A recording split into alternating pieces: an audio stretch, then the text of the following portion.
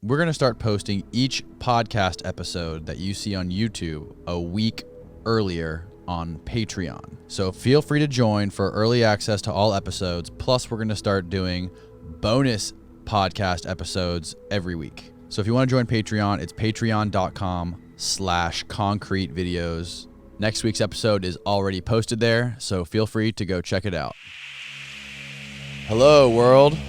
On this episode of the Concrete Podcast, we talk to Bryant. Brandon is a former MQ-1 Bravo Predator sensor operator for the U.S. Air Force, who flew armed Predator drones over Iraq, Afghanistan, and Yemen. He has since come forward with information from inside the U.S. military's secret drone program, specifically on the issues of civilian deaths or collateral damage, as well as the struggles of drone pilots with substance abuse and post-traumatic stress disorder. The daily work of tracking and killing people as an operator took a psychological toll on Brandon, and since he left, he's been struggling with the pressures of going public as a whistleblower. The drone program still remains highly under wraps, even as the military continues to carry out targeted killing campaigns around the world. Begun by the George W. Bush administration but massively expanded and normalized under Barack Obama, air wars waged by drone and conventional aircraft now continue in Libya, Syria, Iraq, Somalia, Afghanistan, and Yemen. Without further ado, please welcome Brandon Bryant.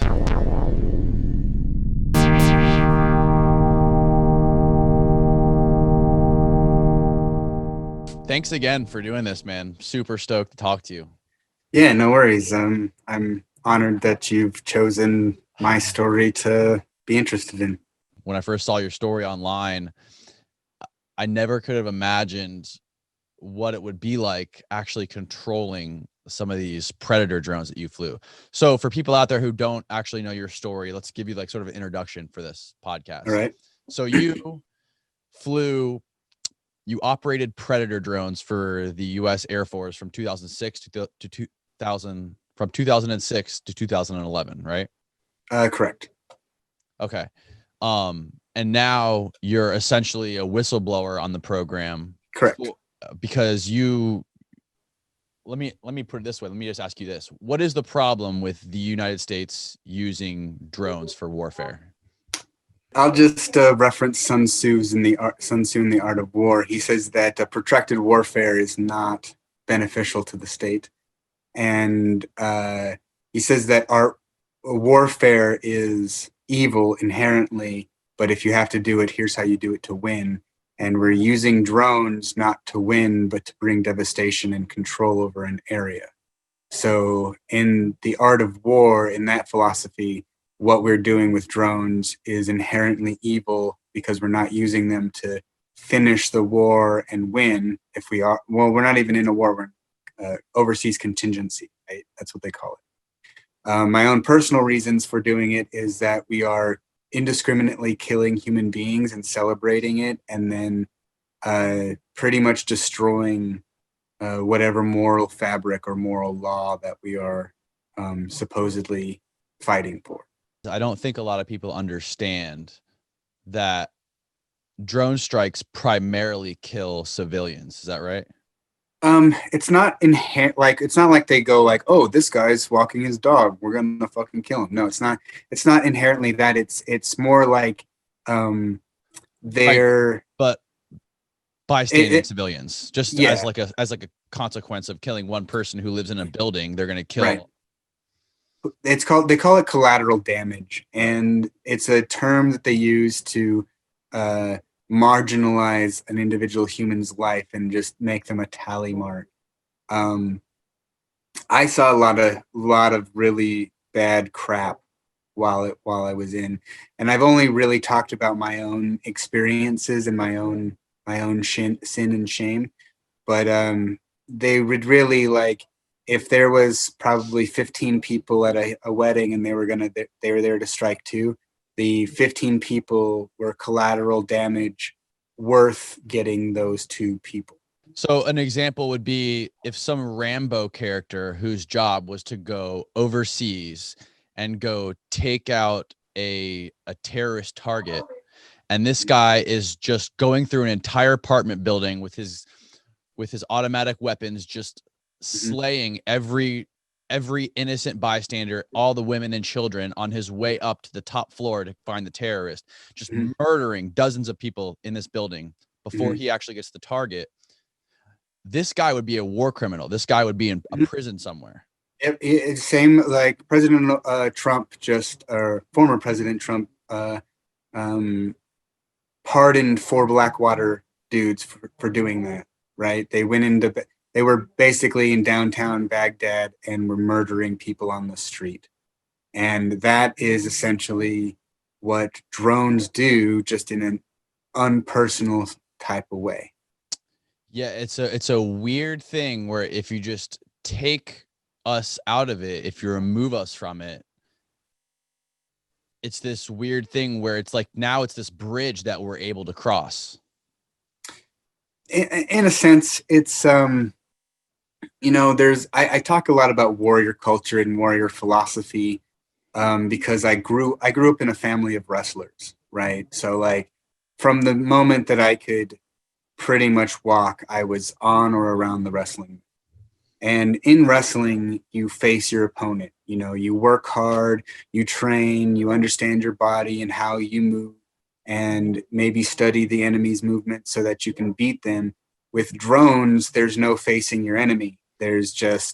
You're basically taking people who are incapable of operating on that level of physicality and giving them the ability to glorify war in a way that makes them feel like they're participating. I kind of feel like it's a lot like the QAnon conspiracy crap, where people want to feel involved and like they're doing something for the greater good, or they're part of a movement, but really all it is just indiscriminate violence.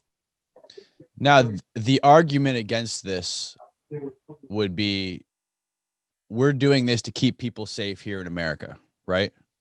Right. Or boots off the ground. That's another one. What do you say to that argument?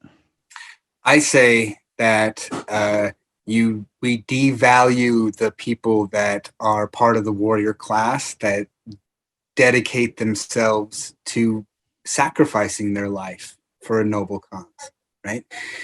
In the spiritual world of the warrior, they would talk about how even if you are a noble and good warrior and you're fighting an ignoble cause, what you're doing is a sin.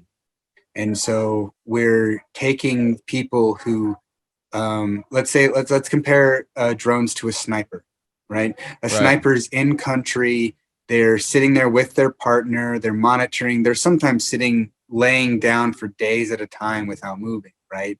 Takes a whole bunch of concentration and skill, like years of training.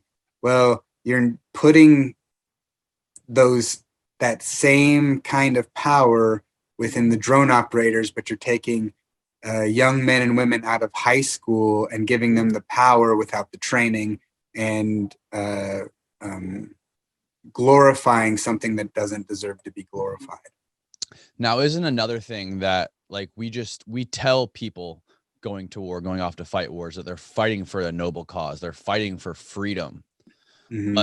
But in these regime change wars and in the history of our wars, they have always been for the acquisition of something, for the acquisition of oil or whatever it might be.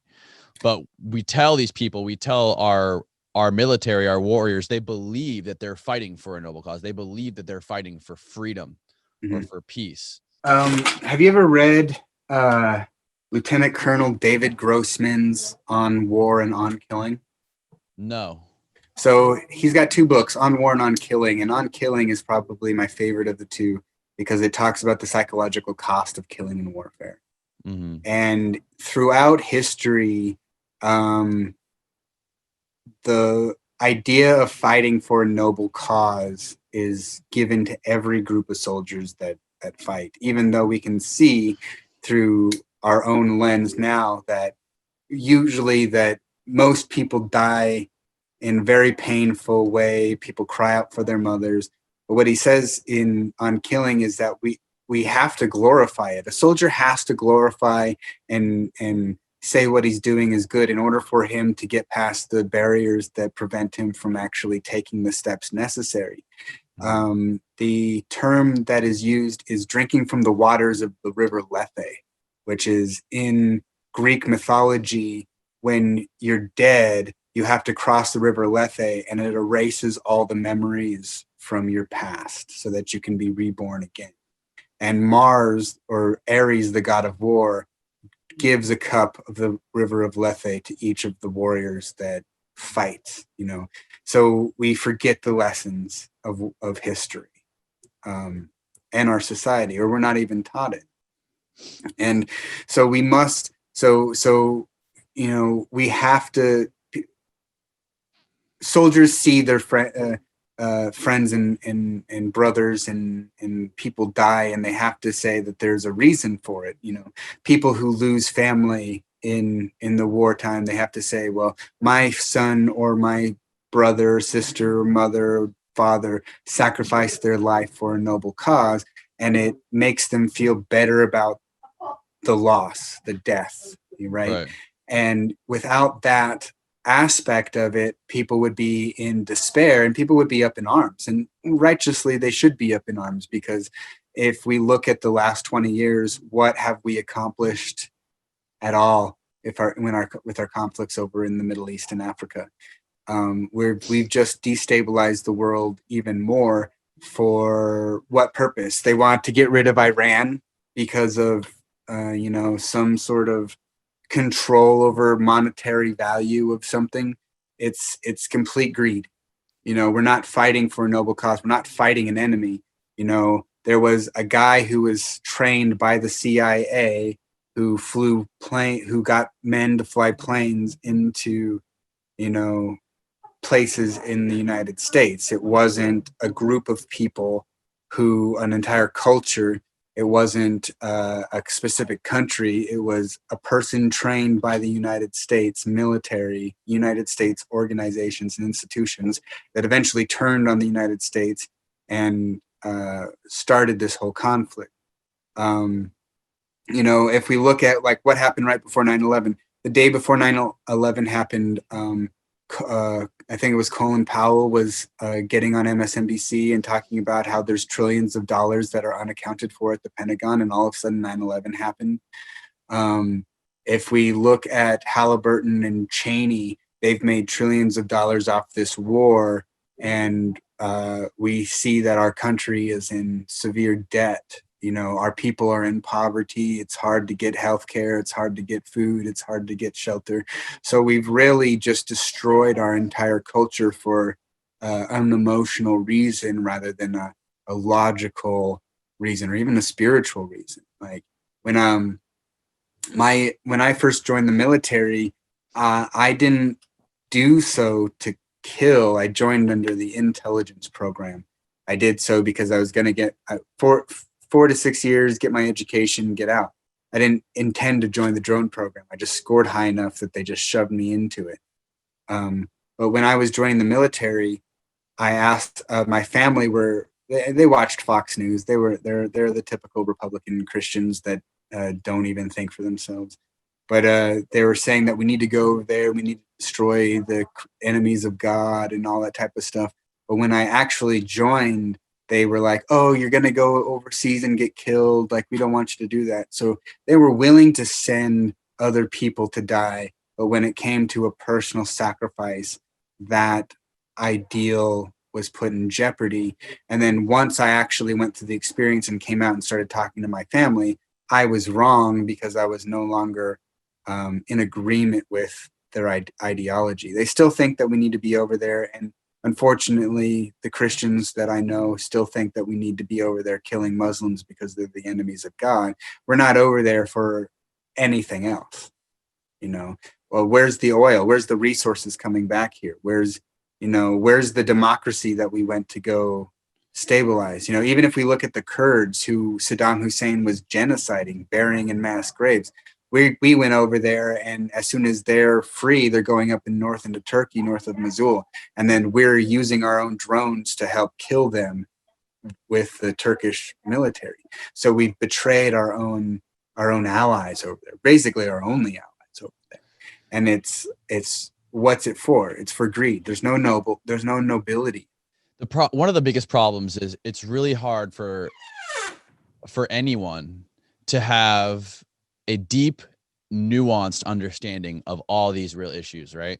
Mm-hmm. How did you initially get involved in the whole drone program in the first place? So,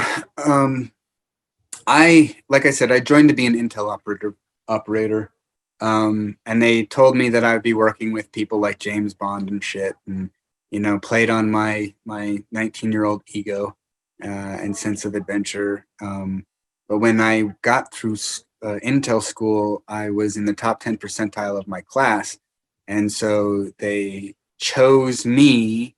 Well, they chose. I was the first. My class was the first class to be shoved into this program.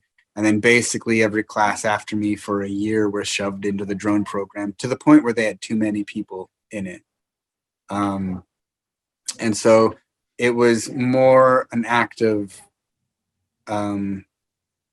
finding bodies to put into it than anything else.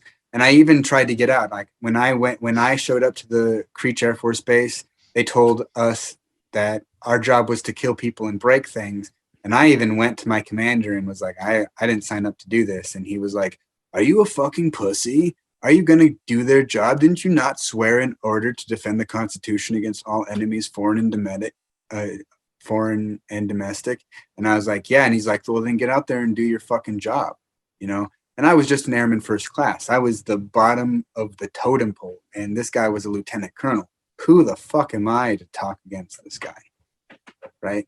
But if I had listened to my heart, and if I had listened to the teachings of my grandfather, I would have been like, yeah, fuck you. I'm not going to do this.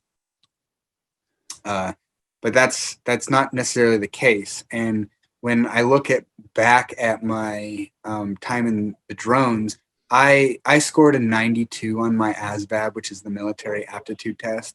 Most of the people that I was with scored less than a 50. So the minimum to be in the drone program was a 45 on the test.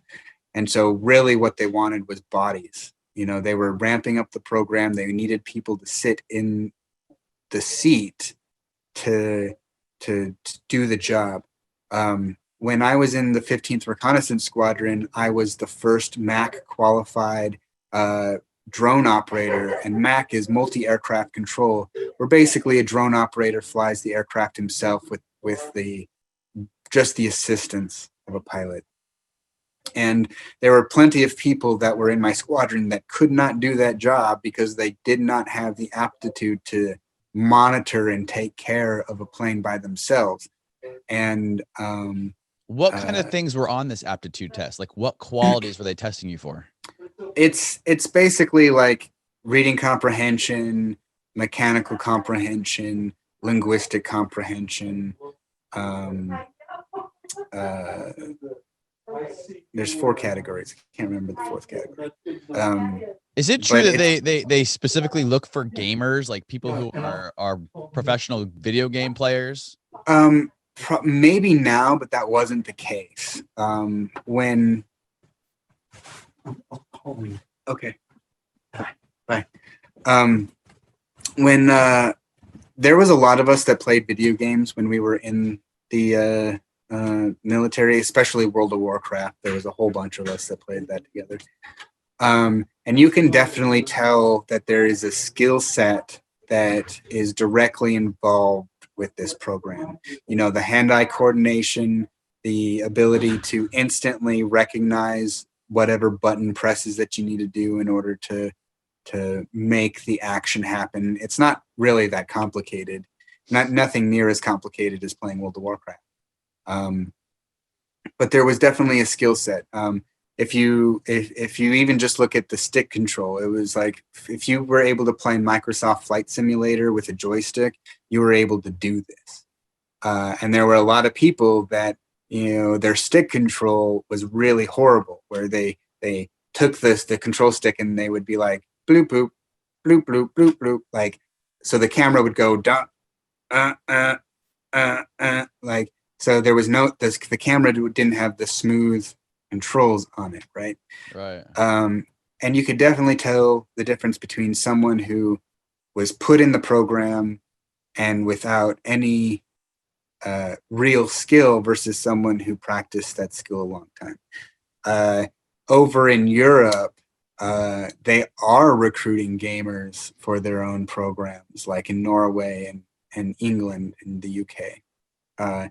They are going to video game conferences, and I have had video feed videos given to me, and people who go to these conferences talk to me about this type of stuff and tell me what is going on.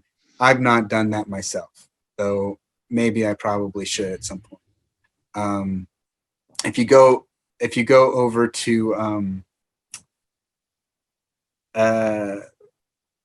there are these weapons conventions, military technology conventions that happen, and they happen a lot over in Europe. And that one of the guys that goes over there talks to these dudes and what they're recruiting and how they're saying. They'll talk to little kids. They'll talk to little kids and be like, "Oh, do you play Call of Duty?" Even in the United States, like the recruiters will show up. There's been a couple times in my own hometown where they'll show up with a semi truck, and it'll have like United States military on the back of it, and inside will be seats for kids to play video games like Call of Duty, and they'll be like, if you come talk to us for 15 minutes, we'll let you play Call of Duty for 30, right? So they'll use those things to recruit, and they'll say things like, do you want to be a real Superman? Do you want to be a real hero? Do you want to be, all those types of propaganda nonsense that kids would be like, yeah, I want to be a hero. I want to do something good. I want to fight for glory. I want this. Or they'll even recruit gang members who are like, who want the training, who want the experience just so that they can go back into the game. For the most part, the people that I was with at the beginning were not that intelligent, and they were just bodies put in the seat because they just needed someone to man the camera. They hadn't developed the technology to do it automatically with artificial intelligence. So when you first got into the program, what was your job? Like what sort of title did they give you? And what specifically were you doing with the drones? Were you flying them? Were you shooting the missiles? Like what exactly were you doing? So I was a MQ-1 Bravo Predator sensor operator, and that is just a glorified cameraman. I point the camera at the target. The pilot will tell me to point the laser, which guides the missile to impact, and the pilot will pull the trigger so that the missile comes off the rail. But I'm the one that guides the missile to target. About a month after I finished training, I was flying planes on my own. I flew planes on my own for about 8 months. How long?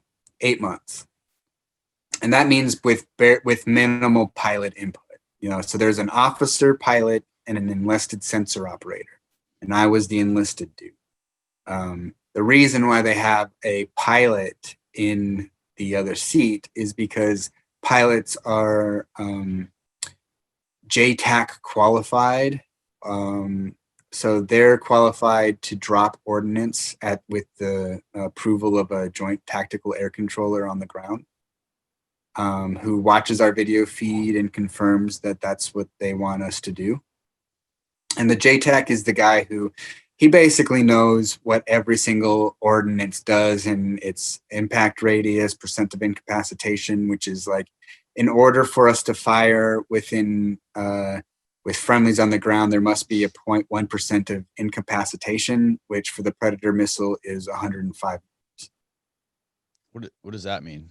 That means that there's 0.1% of loss of friendly life at 105 meters of impact. Loss of friendly life? Yeah. Meaning U.S. troops? Yes. So, like, if there were troops in the area, like a JTAC on the ground with a convoy, and the JTAC, even if we knew that they were within range of incapacitation, if the JTAC says, we are 106 meters away, right? He is saying that we are 1 meter away from 0.1% incapacitation, even if they're like 50 meters from it. Sometimes the JTAC will be like, yeah, fire a missile, shoot these guys. We are 106 meters away, right? And the official report will say that, even though they're probably less. Wow. It's like I shot multiple times, and the first time I killed 3, the second time I killed 2, and the second, everyone always brings up the second one because a child ran into the field of view, right? Well, in the official report, they put that it was a dog, right? Because that's essentially what they do. They overwrite what actually happened with their version of events. So if civilians are in the way, they'll call it collateral damage, and they might not even give the correct numbers. The only reason that people get the correct numbers is because we have cell phones on the ground now, and people can be like, we lost this many people, and post it to social media. In 2014, I think, there was an app on the Apple Store that every time a drone strike happened, it would mark it on a map, and it would give you local phone numbers to call if there were people in the area. And that was taken down. So, as technology increases for the least of us, the reporting gets more accurate, right? And so these institutions can't falsely report things like, yeah, we killed 2 high-valued individuals with minimal collateral damage. Well, no, they can say like there were hundreds of people that were killed for you to get just these 2 individuals, right? Right. And that can be personally reported by civilians on the ground. Now that this shot that you said that you took where there was a dog reported, can you walk me through like the procedure of taking what you call a shot? Yeah. So, or that shot in particular? I'll actually do the first one because that one is one that's clearer in my mind. Okay. What the procedure was, and it's he's trained these procedures. There's a checklist that you have to run. There's we have a safety observer who sits there and makes sure that we run the checklist and everything's within regulations and according to the rules of engagement and law of armed conflict. So in the first one, I showed up to work, and we have something called monthly currencies, where like you have to take a shot once a month or run through the checklist to pretend that you're taking a shot and all sorts of stuff. Well, my currency had ran out, and they were like, all right, we're going to put you in the seat and make you do a real shot. And I show up, get in the seat, and we run through the checklist procedures. But what happened, this one was probably more interesting because there was a convoy that was in an engagement with Taliban troops, and they were firing from the top of a hill underneath this tree. And they had the person that was in the seat before me had set everything up to take the shot. So I get in the seat after this guy, and we're getting ready to take the shot, and we get a call from the JTAC that says that the missile impact would have less of a result than what we want from the Hellfire missile. So we're going to have the F-16s that are in the area drop a GBU, a ground guided bomb unit, which would have a bigger impact. And so as we're monitoring this conflict going down, the F-16 gets in contact with us and says, we found 3 people, 10 clicks to the south by southwest. Put your eyes on this location. So we move our video feed to this location, and we see these 3 individuals walking down the road, and they can definitely hear this fight going on. Like there's bombs exploding, guns going off, grenades, all sorts of stuff. And they look terrified. Like they look like they're walking. It's probably, let's see, it was probably really early in the morning, maybe like 5 o'clock, 6 o'clock in the morning. So it's still dark?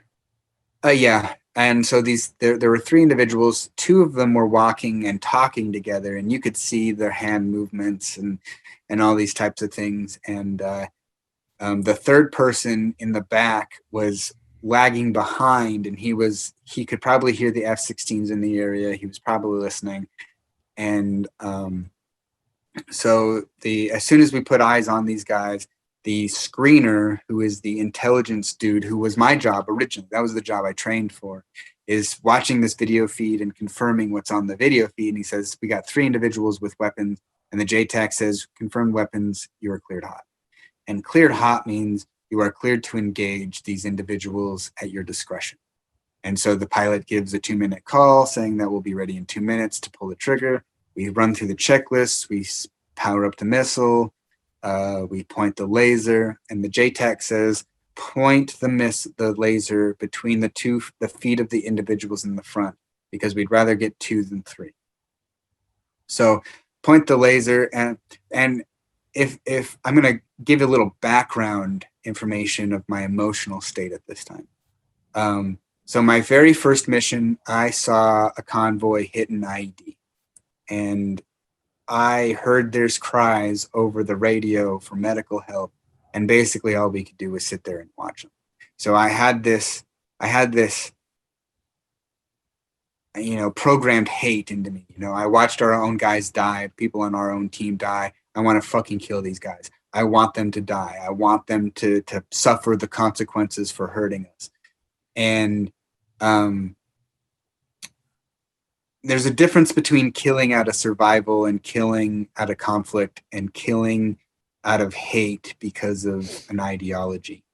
And when I was so laser focused on these guys, and I wasn't really actually sure if I was able to do it, even though I felt all this emotional turmoil inside of me.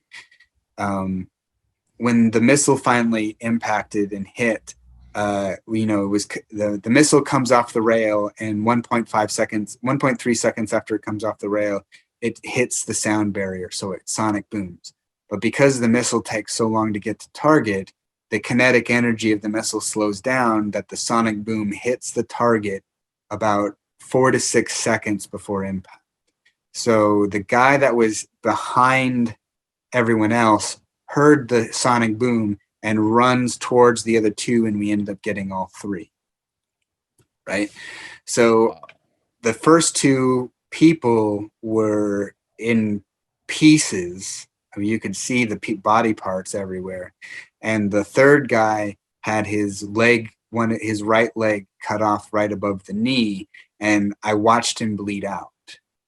And that was, when you hurt some. I've never hurt before that. I never hurt anyone, even though I was a wrestler. I got into a couple fights in high school, but I never hurt someone. Right? I just defended myself.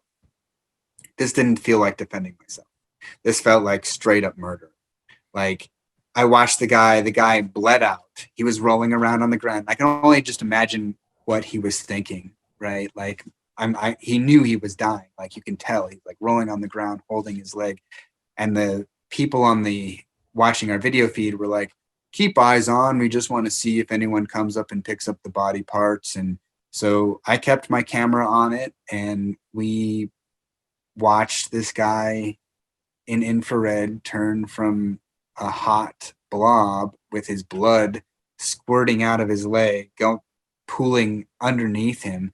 And we watched them cool down enough so that they became no different from the ground that they died on. And it was January. So actually, what's the date today? Is 20th.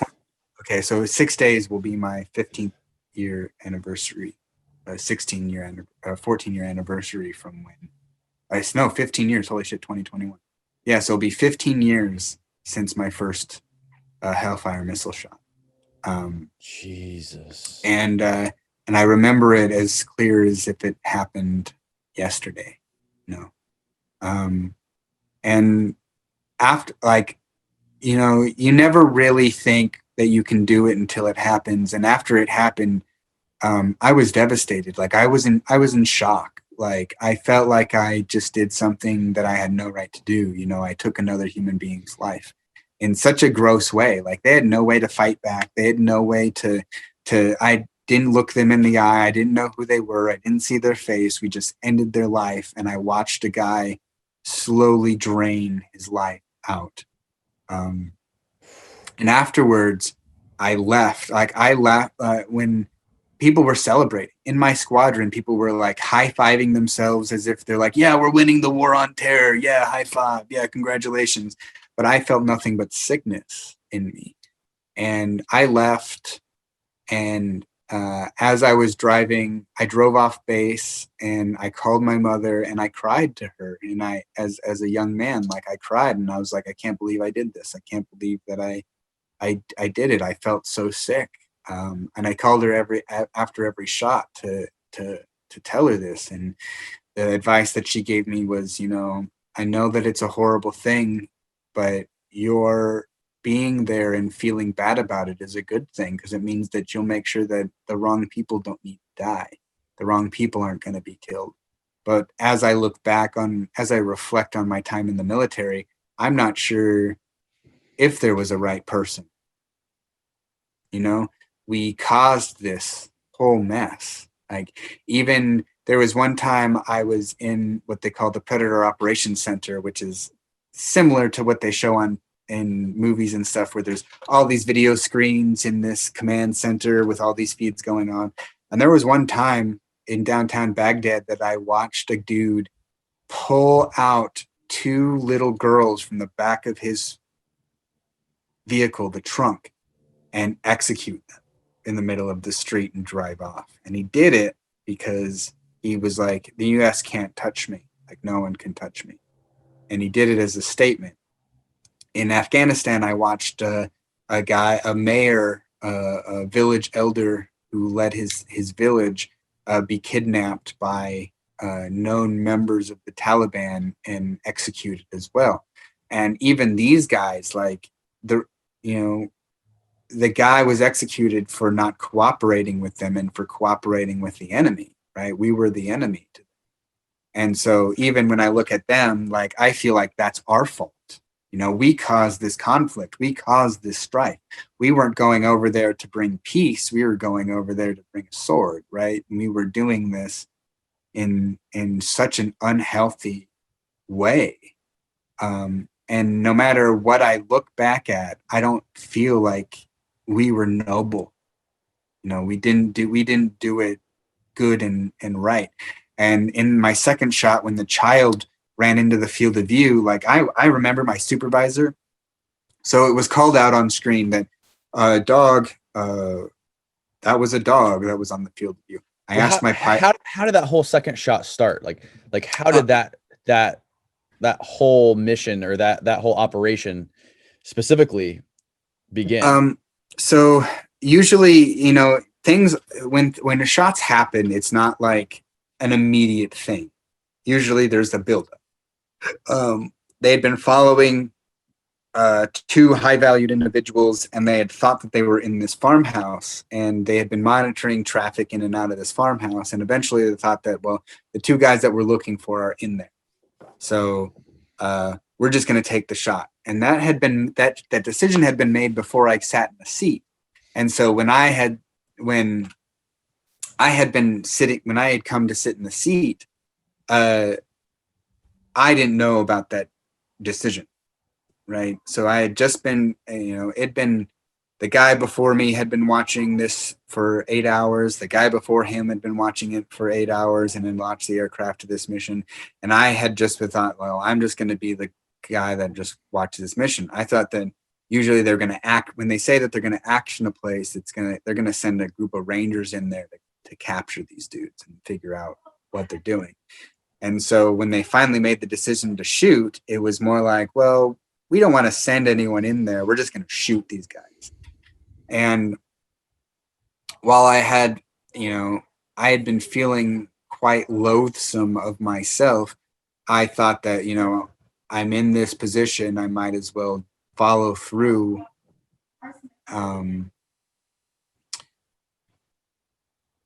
And so it was an L-shaped building, and everything was going down, and you know, it was typical. Run the checklists, point the. We estimate that they're probably in this area of the building. Point your crosshairs at this corner. Turn on the laser, and that was it, right? And I'm sitting there, just mindless. And I had a lot of drama going on with my peers. Like, my peers were really dumb and stuck in high school. So like I said before, one of the problems is there's no discipline in the drone program, is because they take a lot of high school kids who still stuck in high school, the drama. How old were you at the time? 19. Actually, I was 20. Okay. I turned 20 in November before that. And my second shot happened either right before or right after Valentine's Day. I kind of get confused, but it was at that point in time. And this girl that I had dated in the squadron, if I were to give any advice to people in the military, never date anyone in your squadron. It just causes a whole bunch of problems. And this girl was causing problems for me. I broke up with her, and she wanted to sleep around, and she was saying things, really nasty things about me. I tried to apologize to her. I tried to make right with her. My grandfather had he's like, just be kind to her. And she just caused more and more drama. And so I was feeling all that as well. And when we were sitting there on this building, and they give us the order to shoot. And again, you know, these people over there, they hear the sonic boom, the missile impact. They know what's going on. So I think that this person the child who ran into the building was told that if you ever hear something like this, run into shelter. Right. And that was probably the closest shelter building that they had. Right. And if it was early in the morning, like most of the shots happened, that person was probably taking care of their animals, because there was a little barn that had a couple of sheep and goats or whatever in it, and maybe a few cows. And this person could have been taking care of doing the early morning chores, and here's this sonic boom go off and run to the building. So you saw this small person or child run into the building after you pulled the trigger? Yeah, after we pulled the trigger, and about 6 seconds before impact. Like, and it was probably even sooner than that. It just seems like the time goes off, but the sonic boom, whatever it was, hit this area first, and the person ran into the building. I'm not even sure if they got into the building. They were just running into it as the missile struck. And so, like, I was devastated. When I went to my supervisor, I was like, look, man, this is not right. Like, and he's like, send me an email about it. Just ignore it. Just, go with the official report. And I was, they teach us one of the core values of the Air Force is integrity first, service before self, and excellence in all we do. And in that regard, we failed. There was no integrity in what we were doing. There was no excellence, and there was no service. Service to greed, service to violence is maybe the best I can come up with. And I reviewed the tapes, I reviewed the feed, and everyone basically told me to just shut the fuck up. Shut the fuck up. We don't want to hear it. And so I did. I bitched a lot while I was in, but that was because I was the best at what I did. I would tell people that we're being wasted, that we're being used, that this is a waste of time. But so what did they do? They just made me work more. They just put me in a GCS and made me do the job more. And it was really devastating to me. It crushed me. With all the drama that was happening behind the scenes,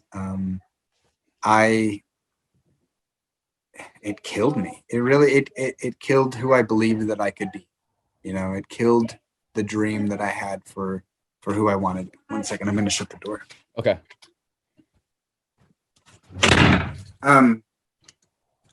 And I keep trying to tell people this, and it's like I'm speaking to deaf ears, right?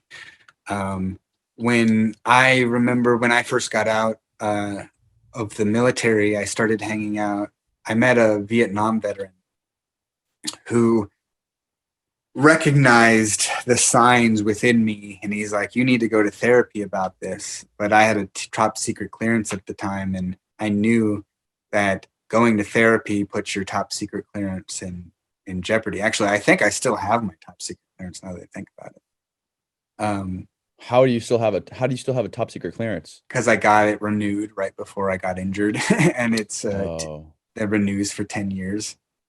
And it hasn't been 10 years yet. Actually, it'll be 10 years. And how did you get injured?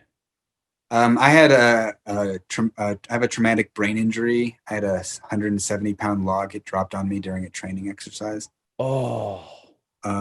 Broke my skull in 2 places and compressed my spine and bounced off my shoulder. I tried to catch it, which was probably the worst idea that I could have had, but I thought I was tough. And so, I mean, and that was actually the reason why I blew the whistle was because I was on my deathbed and I was facing the consequences of a tarnished soul. And I wanted to, the whistleblowing was essentially my deathbed confession. If we want to look at the, my wrestler background, what is a whistleblower? You know, it's a referee, someone who says, time out, you know, we're doing the wrong thing. And I had a lot of compassion for people in the drone program. Like I knew what they were doing and what they were going through and the sickness that was happening.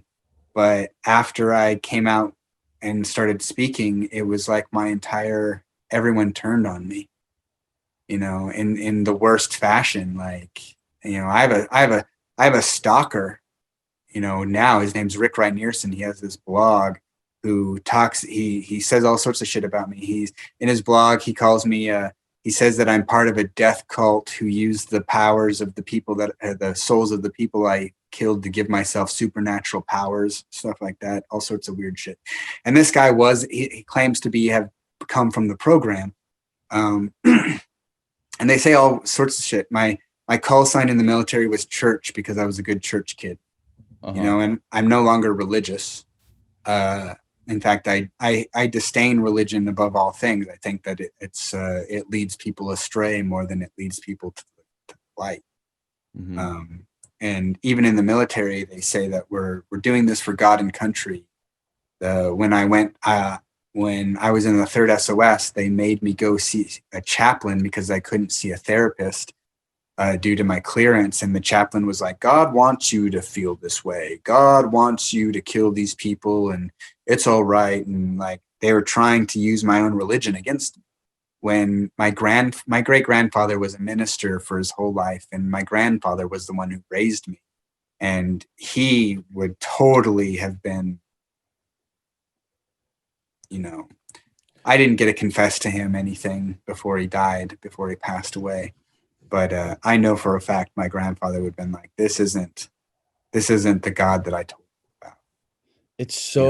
It's so crazy to think that the greatest superpower in the world of the United States has 19-year-old high school students flying around shooting hellfire missiles at apartment buildings or into wedding parties. To weddings, funerals, you name it, we've done it.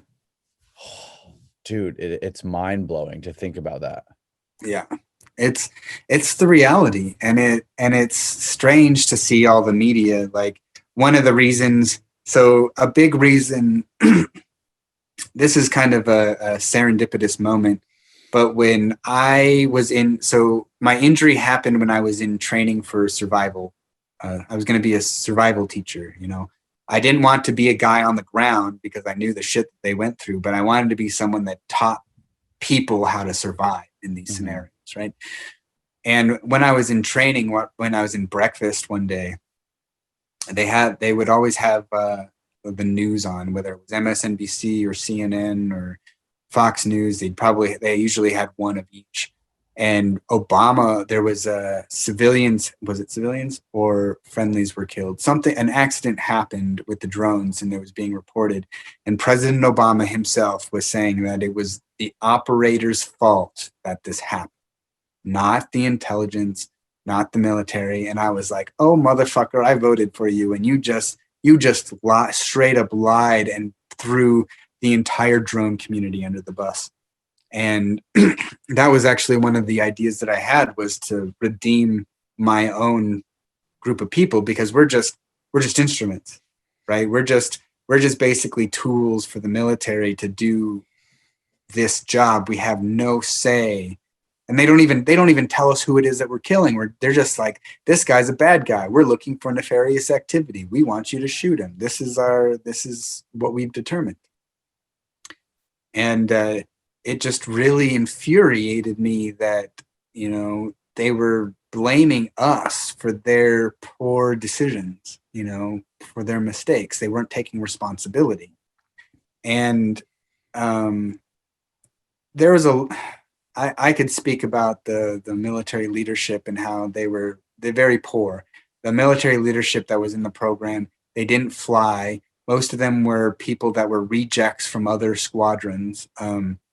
About 6 months after my first shot, January, February, March, April, May. 5 months after my first shot, they did something called a patch swap, which shoved majority of the people into Joint Special Operations Command. But a lot of these people that were in military leadership, they didn't actually do the job.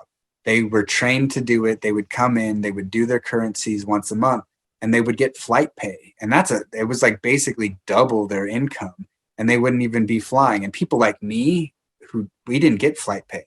I was probably flying 6 days a week, 12-hour shifts, and I never once got paid or compensated for it. And there are these people that would fly who were in, they'd go to parties and they'd do all these kinds of stuff. If you were part of the good old boys club, you didn't have to fly very much, and you can go and volunteer and pad your enlisted performance report and all sorts of stuff. They would totally discard what was happening overseas and what we were participating in, so they could be politically and socially set. And that was a really poor environment. And a lot of there was at one point a 3-star admiral came in and was like, we want to get the Navy involved in this and send you guys people to train up, and we want our own drones, and I want to talk to your leadership about this. And we sent them a captain, a staff sergeant, and a senior airman.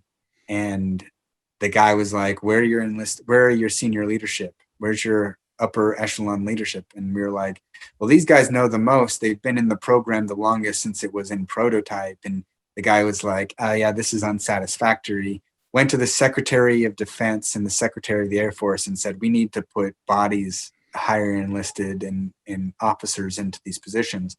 And so they sent out this missive to the entire military that was like, we need people for the drone program. Well, they didn't. No one joins the military to fly remote controlled aircraft. Like, pilots don't join the military to sit in a box to fly remote control. They want to be in the air. They want to be in their machine, and they want to feel it because it fucking gets them off. And so the people who were responding to this were like, yeah, this is a joke. They sent us all their rejects. My first supervisor was a cop reject because no one could fucking stand him. Everyone hated him in his prior squadron. And so they sent him to us. And as a way, well, it's a cross-training opportunity for you to expand your military career and to get promoted. He ended up getting master sergeant because of it. Basically just giving it to him. He was a good tester, but he was a terrible human being. And, most of the people were like that. The pilots that were given to us were rejects from their squadrons. They couldn't make flight lead. They couldn't make flight command.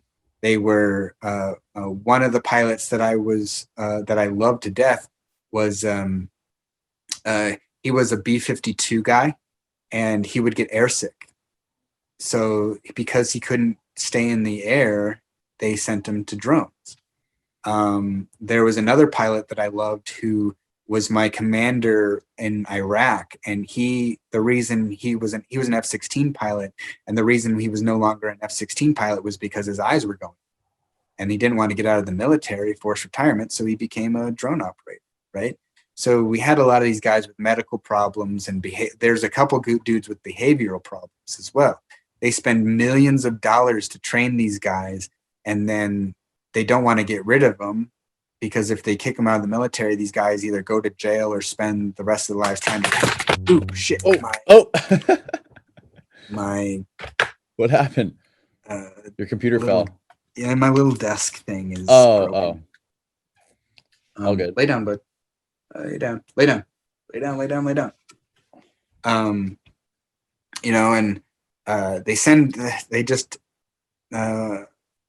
these guys that had behavioral problems, I'll use an example for one of them. When I started blowing the whistle a couple of years ago, his ex-girlfriend called me up and was like, I need you to reach out to this dude because one of the pilots that you were with is now like, he's in jail, he's drinking, he's gambling, got gambling problems, he's no longer in, he just fucking lost it. Like he got out and was like, he just lost his shit. One of the women pilots that I was friends with, when we were flying, like we would complain, like her and I would be like, this fucking sucks. This is, she was a heavy pilot. So she was a transport, and she was like, I loved flying. Like that was my dream. And now I'm sitting here murdering people and hunting people down. Like this is a nightmare. And at one point she was flying a training mission, a local sortie, and she ran the aircraft off the runway. She like had a mental breakdown when the aircraft was coming off the runway, didn't pull up, and the aircraft just went off the runway. Right. Jeez. So a lot of these people would just have mental breakdowns because we weren't getting the support that we needed. How far do you guys take off? How far do the drones fly? Where are they based out of? So they're based in country, and they can fly for up to 17 to 32 hours, depending on missile loadout. The reason I say 32 hours because I was part of the longest Predator mission at the time. I launched the aircraft, no missiles, max fuel, no even intel pod to gather information. It was just empty load, max fuel. I launched the aircraft, came back 24 hours, did an 8-hour mission later, and landed the aircraft in the final mission, in the final hours of it. So 17 hours is probably a good estimate if it's a full loadout. And they have usually the ceiling is in Afghanistan, it's 18 to 25,000 feet. And in Iraq, it's 11,000 to 15,000 feet above sea level, and above ground level. Where were you physically based during all of this? I was for the first part of my career, I was stationed in Las Vegas at Nellis Air Force Base, had training at Creech Air Force Base, which is 40 minutes north of Vegas. And then I was moved to the drama with the girl that I dated in the military forced me to be stationed over in New Mexico. Okay. So I was, the last part of my career, I was with the 3rd SOS down in Cannon Air Force Base, which is in Clovis, New Mexico. Weren't you overseas at one point? I was over in Iraq for 6 months. 6 months. 2007. And that's where you saw the thing with the guy that pulled up in his car and execute 2 girls. And no, actually, that was a lot of, strangely enough, most of the action that happened was when I was in Nellis Air Force Base. The description that I like to use, but I don't think I've ever heard anyone use it before, is it was like the Wild West. When we were in Nellis, we had very little rules governing us other than the law of armed conflict and the rules of engagement. And so it was very much like, if we were in the area and there was something happening, people would call us up and be like, hey, we need your missile. We need your eyes. We need you to do this. The first, and so I graduated on my birthday, 18 November in 2006 from training. And then my first mission was December 4th. And there's an end of the year report that we have at our Christmas meeting or Christmas parties. And they said that 200 and I want to say 212, but I don't think that's right. 200 plus shots were fired over the course of the last year in just the 15th reconnaissance alone. So over the course of the next 6 months, I witnessed that happen. Like pretty much every day that I would go in, there was a shot to be recorded. Like it was debriefed. It was briefed with us every brief and debriefed every debrief, right? And the shots were always shown to us. Everyone got to see them. If on my lunch break, there was a 7-Eleven that was across the street next to Jack in the Box, and my buddies and I would take the squadron van and go and get lunch and then bring it back, and we would sit in the Predator Operations Center and watch missions that were happening.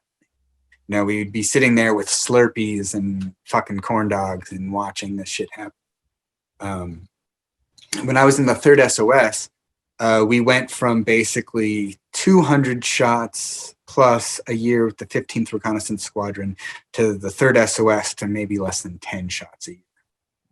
Right?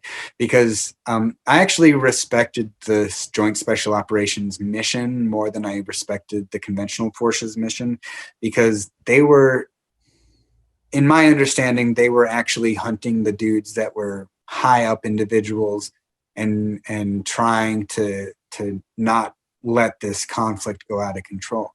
But eventually the same corruption that the 15th was dealing with made its way over into Joint Special Forces, because you can't have a group of secrecy operating at that level without corruption eventually taking over. But the difference is staggering. I spent more hours just sitting there watching marketplaces and what they call patterns of life with the 3rd SOS than I did with the 15th Squad. After all these shots, you said they were like debriefed. Was there ever a record, or was there always a record of potential civilian casualties with every single one of these shots? No. In fact, from what I can remember, the collateral damage was never mentioned. Never, not even thought of. No, it was like, yeah, we got these individuals. A funny thing, here's a funny story. So pilots are very particular. As much as I hate, especially fighter pilots, their egocentric personalities, they've got a lot of quirky traits. And one of the funny things is that a pilot, after every action, there has to be something called an after action report. And when I first joined the 15th Reconnaissance Squadron, we had so few people that usually it would be the same pilots doing the shots more often than not. And they would write novels. Like it was like watching someone writing the next script for the next Top Gun. It was like, I was in the seat and I was doing this and we were watching this action happen. And they would go into so much detail of things that were going on that eventually, because leadership has to read every report, they would be like, keep the report to a paragraph. 6 to 8 sentences. That's it.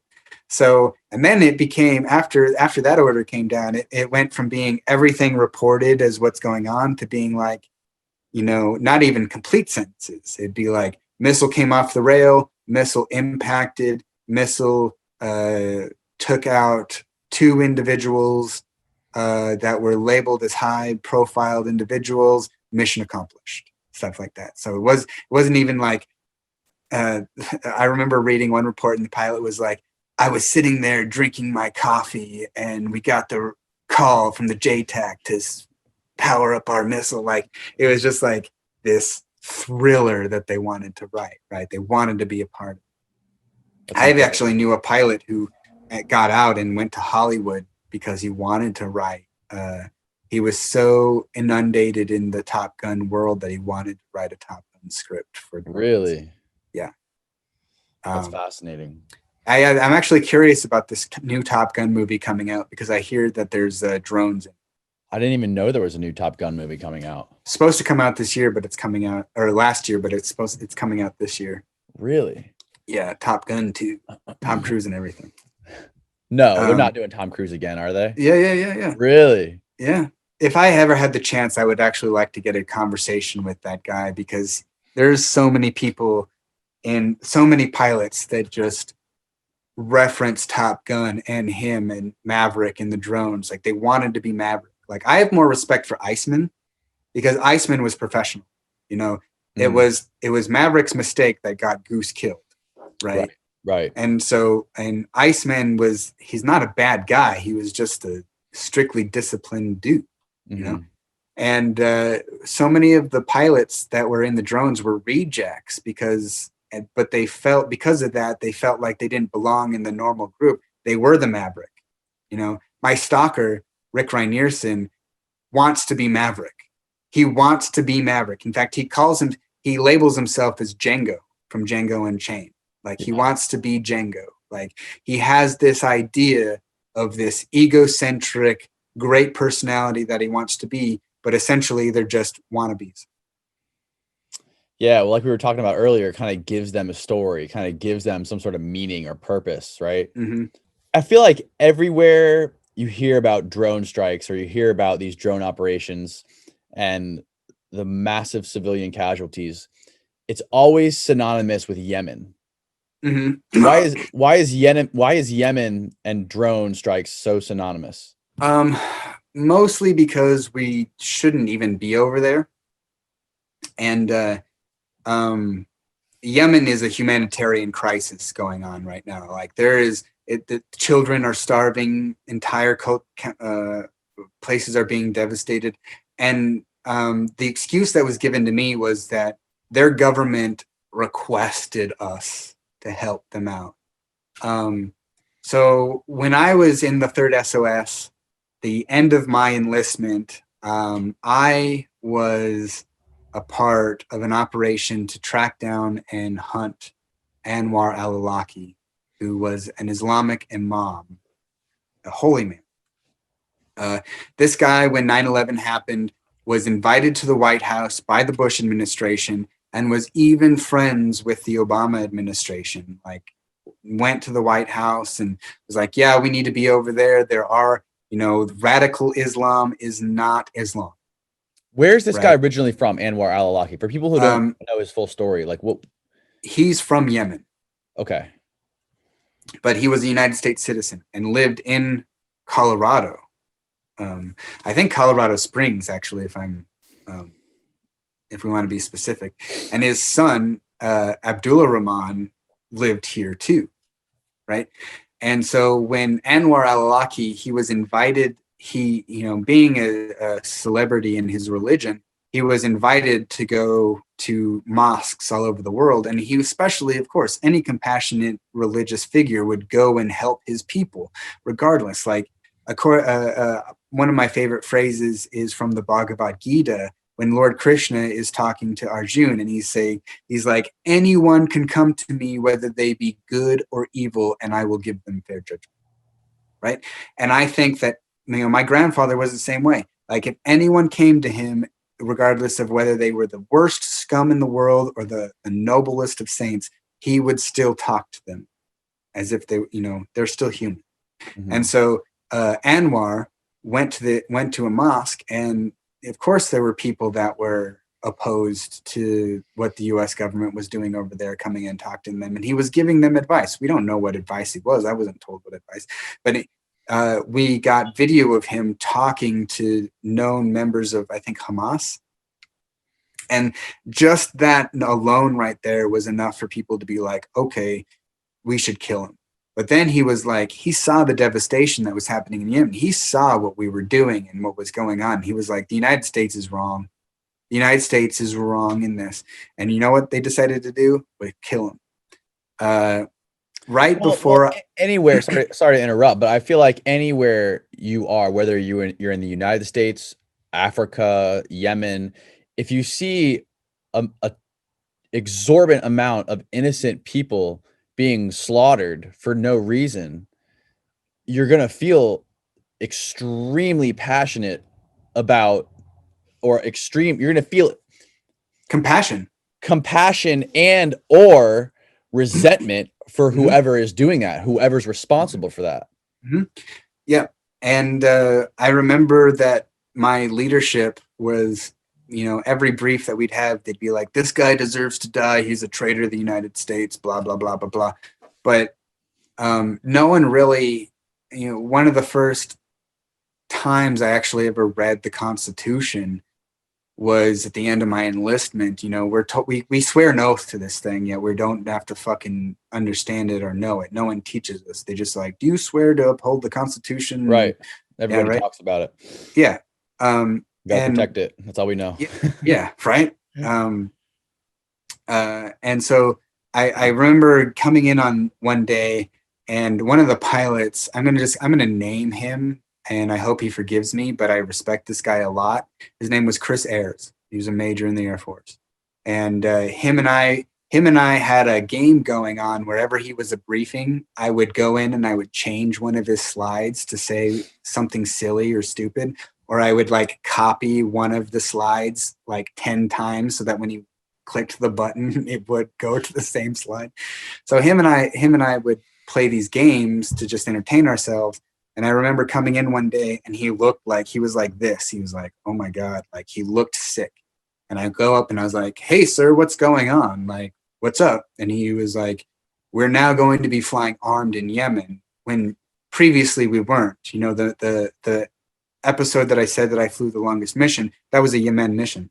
And we were flying unarmed with no SIGINT pod because we were just doing visual. And it was February of 2011. And he's just like, yeah, we're flying armed now. And if we are given the order to kill Anwar al-awlaki, President Obama himself will call up the GCS, ground control station, and give the order. And I was like, awesome. Like, we're going to kill this guy. Like, it's probably going to be me, right? Like, I'm probably going to be the dude that's going to do it. There was three of us. There were three crews that flew this mission because it was so high profile. What did you guys know about Anwar al-awlaki at that time?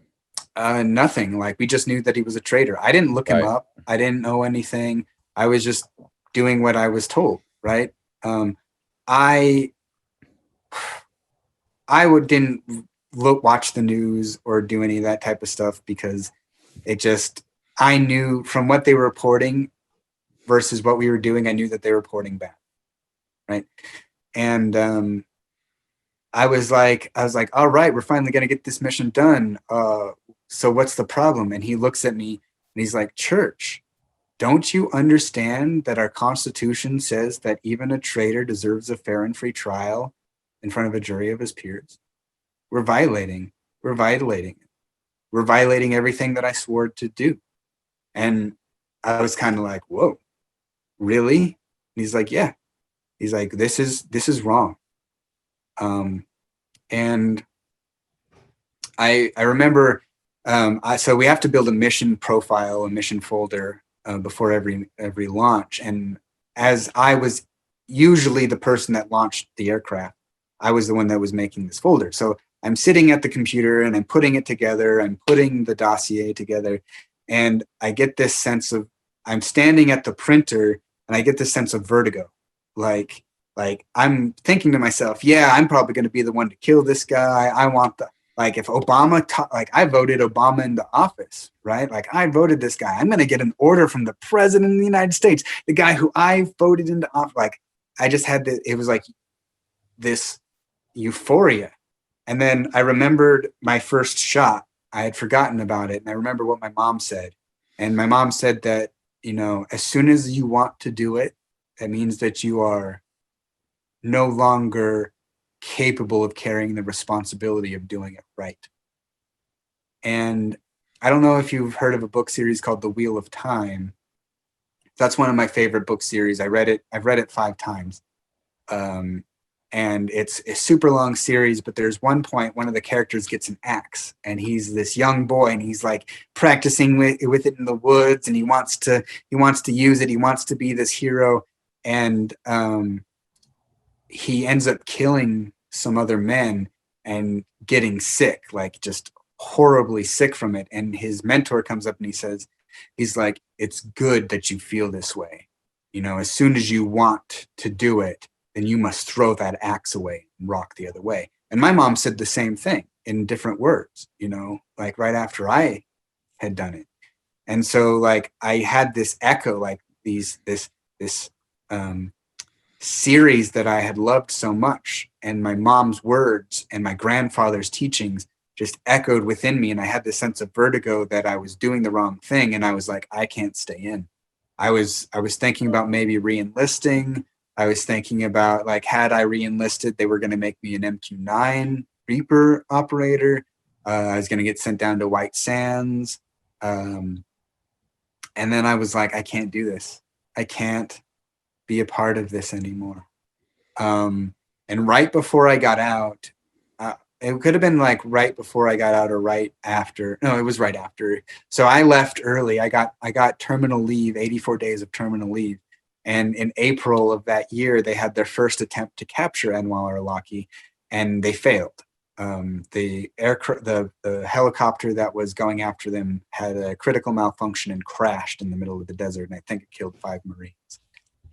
So then they were like, yeah, we're just going to kill him. And I had people keeping me updated. And then later that year, Anwar al-awlaki was killed. And then his son, Abdullah Rahman, was killed 2 weeks later. Well, I find out that Abdullah Rahman, what had happened was, as soon as Anwar al-awlaki started speaking out against the US government, they took his passport away and trapped him in Yemen. He couldn't come back. Which he intended to. He intended to come back and go to Washington and make a stink and being like, this is wrong. You must stop this. Well, instead he had power, right? He was basically the Islamic Martin Luther King, right? He wasn't trying to incite violence. He was saying that the United States was wrong doing. And then he became more, once they took his passport away, he became radicalized. And then his son, who ran away from home to find his father, went to Yemen, was killed in a drone strike because the United States didn't want him to become an icon. Like, wasn't Anwar doing some crazy shit, like praising the guys who flew the planes into the towers on 9/11, and was it? I don't know about that. I just know that once his passport was taken from him by the United States and he was hunted down, he became radicalized. And whatever he said from that, you know, he was just super fucking pissed. Right. And his emotional state, I'm not excusing what he was saying. I'm saying that his emotional state pushed him to into he saw the suffering and he took it on as his own, and he did what he was believed was right, even if it was wrong. And one of the things that people don't know about the Trump administration is that Anwar's daughter was also in Yemen at the beginning of Trump's administration, and he ordered them to kill her because they didn't want her to become an icon either. So Trump gave the order to kill an 8-year-old girl. And that went through? Yeah, it went through. The Yemeni crisis is wrong on all fronts. And I don't know what they're searching for over there. I don't know. I don't know what resources or the destabilization or whatever. But if we even go back to Sun Tzu's The Art of War, the way that you win a war is not through violence. The way that you win a war is by getting the people on your side. And the way that you get the people on your side is not by inciting violence, but by giving them the resources that they need to live a normal life.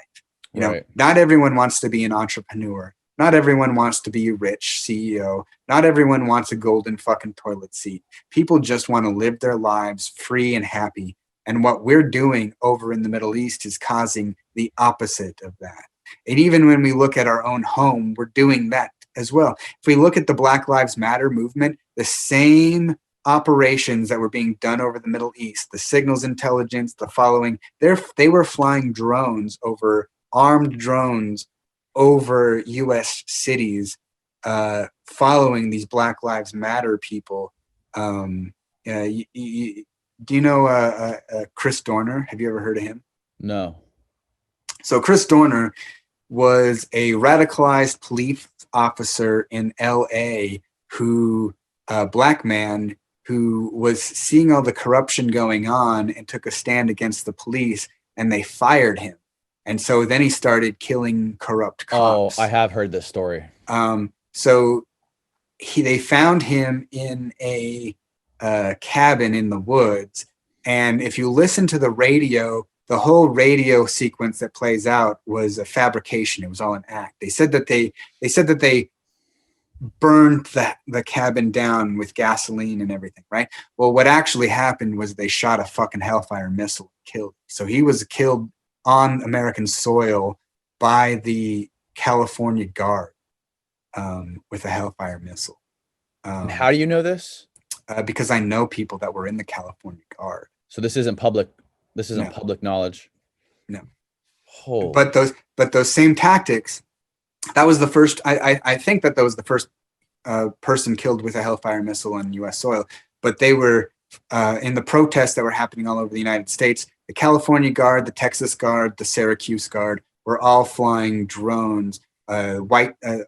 There's guard bases all over the United States that do this, and they all have their own drones on the base, and they do fly them for practice over the local area. So it's no stretch of the imagination to say that, well, for practice, we're just going to actually do mission operations over in the United States. And these drones were armed? Yeah, they're armed. So, all these people are worried about being tracked on their phones and stuff. Everyone's being tracked. Everything is being monitored. Our conversation right now is being monitored right now. Right. Our conversation is being tracked and disseminated, and people are doing these types of things. There's nothing that you can say or do that is going to escape the attention of these people who have developed this technology. The thing that is advantageous to most people is that they have an algorithm monitoring them, not actual people. I have actual people monitoring my shit. Meaning who specifically? I don't know. Government agencies. I have people interfering with my own personal life all the time. I have people with all the stuff that I'm having with my local community. The police follow me every time I leave my house, and I've got that's an important thing I think we should bring up. The reason that we're not sitting together right now doing this podcast is because you're not allowed to leave the state. Yeah. So the story behind that is my mayor and city council are fraud, waste, and abuse of government resources, taxpayer money. They're using something called tax increment financing, which if you look into it, it's taking possible future taxes and using that money now and then increasing the taxes to pay it back later. Well, they've been giving money to out-of-state developers and people coming in from out of state. There's a guy from Wisconsin named Nick Jakota whose father made money by selling faulty medical equipment and then was exiled from Wisconsin while running for Congress because he was so corrupt. He's here in Missoula and he wants to be this music mogul. He wants to make Missoula some sort of music venue place. And the city council was going to give him $17 million in tax money to build a failed business that was going to be under his control for 70 years. And we were going to pay it back after 70 years. Well, also, we've got a bank called Stockman's Bank that was given $4.4 million in tax money to build their building. And the First Interstate Bank of Montana was given $1.5 million of taxpayer money to build their bank when they could have done it themselves, right? The whole point of being a business person is to make those investments and build the business yourself. And it's increased the cost of living in Missoula is has skyrocketed since Engin has become mayor. And there are 120 plus houses on the market, and only 17 of them are below $1 million. Sorry, you broke up for that last part. What'd you say? There's 17? 17 houses that are below $1 million on the market right now in my own hometown. And the median income in Missoula is less than $40,000. Whoa. So I yelled at the mayor for basically stealing money and giving it to the wealthy, like the sheriff of Nottingham, and they put me in jail for a month. So how did you yell at the mayor? Where were you? I was just at a city council meeting. Okay. And I told them, I told them the story. I don't know. So I make a lot of biblical references because I was trained in the biblical mythology. But King David is my favorite biblical character. And King David is the man who's called a man after God's own heart. The only one in the Bible, in fact, called that. And he was an adulterer, a liar, a scoundrel, but he was king. And the reason why he was called a man after God's own heart, because he was repentant. And the prophet Nathan, who was the prophet during that time, came into David and told the story. He says, there was once a rich man with 99 sheep and a poor man with one. And the rich man was having guests come over to his house. So he goes out to his land and sees his 99 sheep. But he sees that the poor man's one sheep is greater than all of his 99. So he takes the poor man's sheep and serves him up to his guest and leaves the poor man destitute with nothing. And I was like, do you guys understand this? And I'd been going to the city council meetings for about 2 months at that time. And they didn't listen. They were all bought off. They were all there for popularity contest. They fucked up Missoula. Like, they literally have fucked up Missoula. Jackson Construction Company, a developer, the Mayor Engin has been giving them money and got his apartment, his condominium under market price for working with them through an LLC, a shell company. And so I exposed all this. And so I was like, do you understand the story? Do you understand what it is that I'm telling you?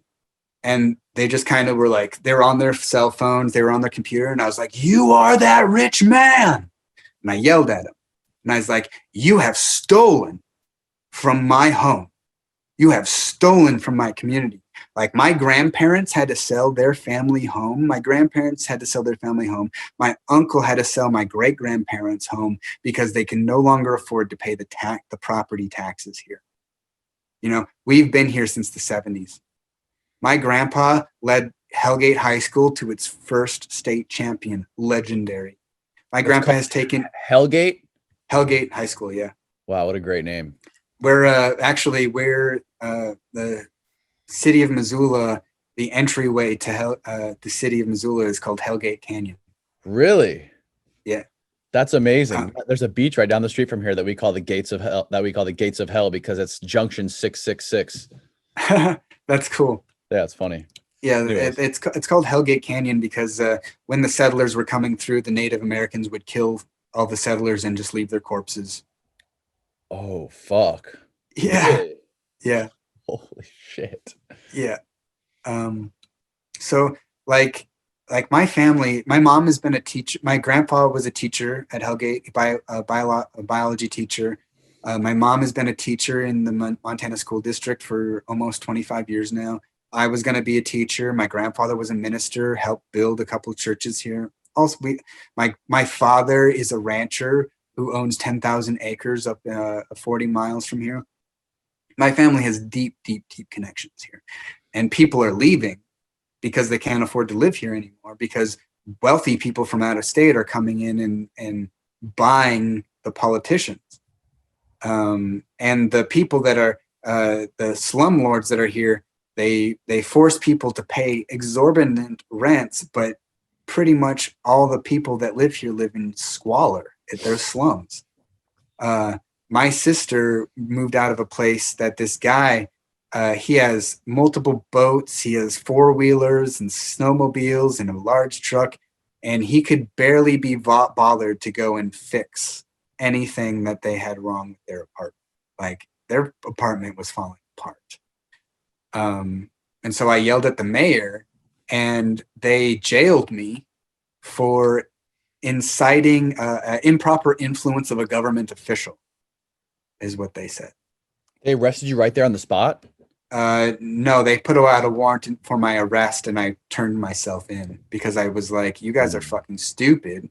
Like, this is so dumb. They put me in jail for a month. And it's been a year. It'll be a year and a half before I get my trial. And the reason being is because they don't have anything. Like, so one of the things that people don't know is that Kalispell, Montana is actually a hub for drone development. And there's a lot of money and people wanting to put me in jail and punish me for what I did, right? And if they put me in jail, then I lose all my medical benefits from the VA, which is how I survive right now. So if I go to jail, then I get all my benefits taken away. If they convict me of a felony, I'm no longer eligible for benefits, and I'm basically going to be a poor man on the street. They can silence you effectively. Yeah. Do you think this is specifically tied to your whistleblowing and speaking out about the drone programs and all of this? Oh, absolutely. The guy who got me into speaking out at the city council meeting, he actually told me that he's like, you're probably going to go to jail. And I was like, I'm not going to do anything to go to jail. But the guy set me up. The guy was a government agent that was specifically set me up to go to jail. He told me that I was going to go to jail. And I know that there's a lot of people out there that are fucking pissed at me. They want me to suffer. They want to punish me. And they're pissed off that I haven't faced any consequences for my action. But you're going to punish someone for telling the truth when it's these people who are fraud, waste, and abuse of government resources. They're murdering people. Like, the consequences for that are more dire than having the truth revealed. Because if the consequences, for stealing money from the community, that means that the community is undermined. We look at what happened with the coronavirus. Like, we should have had a pandemic team in place to show us and tell us how we're supposed to deal with the situation and have proper guidelines. But we have people dying all over the place. We have hospitals that are overrun and CEOs that are, well, we can't make money off of this. So they're writing people as getting the coronavirus, but they're not taking care of people because they're getting money from the government, like bare money from the government, but they're so greedy that they don't want to spend any of that money on what it's actually supposed to be spent on. Right. Mm-hmm. And I had thought that my own reputation would save me from dire consequences because, A, I'm not sitting here trying to incite violence. I'm not sitting here trying to attack people. Like, I'm standing my ground, which is what you're supposed to do. Right. I will defend myself and I will defend others, but I will first make sure that if you are going to be in these positions of power, that I don't want their job. I want them to do their job right. Because if they don't do their job right, I suffer the consequences. My community suffers the consequences, and that's not what I want to do. I've traveled all over the world. I've seen what happens in places like Egypt and Europe and even other places of the United States where corrupt politicians just build concrete cities and they don't take care of their people. There's homelessness everywhere. Mayor Engen ran on this in 2012. He ran on this to get to lower homelessness in Missoula. Well, homelessness has increased like 400% in Missoula, and they've done nothing to elevate, right? And so we have all these wealthy people coming in. The person that he is grooming to run for mayor next is a woman from Wisconsin named Gwen Jones. And Gwen Jones is what she has done. Anytime anyone goes to city council and talks out at city council, she looks them up on the internet and will go to the place that they work with and get them fired. She'll be like, if you don't fire your worker for what he's done, I'm going to ruin your business. She'll do that. She was the reason. She and a guy named Brian von Lossberg are the reason why I was put in jail in the first place, because they actually found my stalker's videos of me and used my stalker's videos as a reason to put me away. which is exciting to me because now my stalker is going to have to admit in the court of law whether or not what he was saying was true or not. And this guy has been inciting violence against me. He's actually tried to get veterans to come and kill me and my family. Who is this guy that's doing this? His name's Rick Reinerson, and he's got this blog called Pick Your Battles. And he says on his blog, "Pick your battles" is a phrase that people say when they don't battle. But Sun Tzu in The Art of War specifically says, pick your battles because you only have a limited amount of energy. And if you can pick your battles, you will be more efficient in how you use that energy. So right? What is his goal in battling you or trying to go against you? Or what is he trying to do? He's trying to silence you? What? He's trying to so his wife is a lawyer who works for Raytheon and has worked for Johnson & Johnson and Monsanto.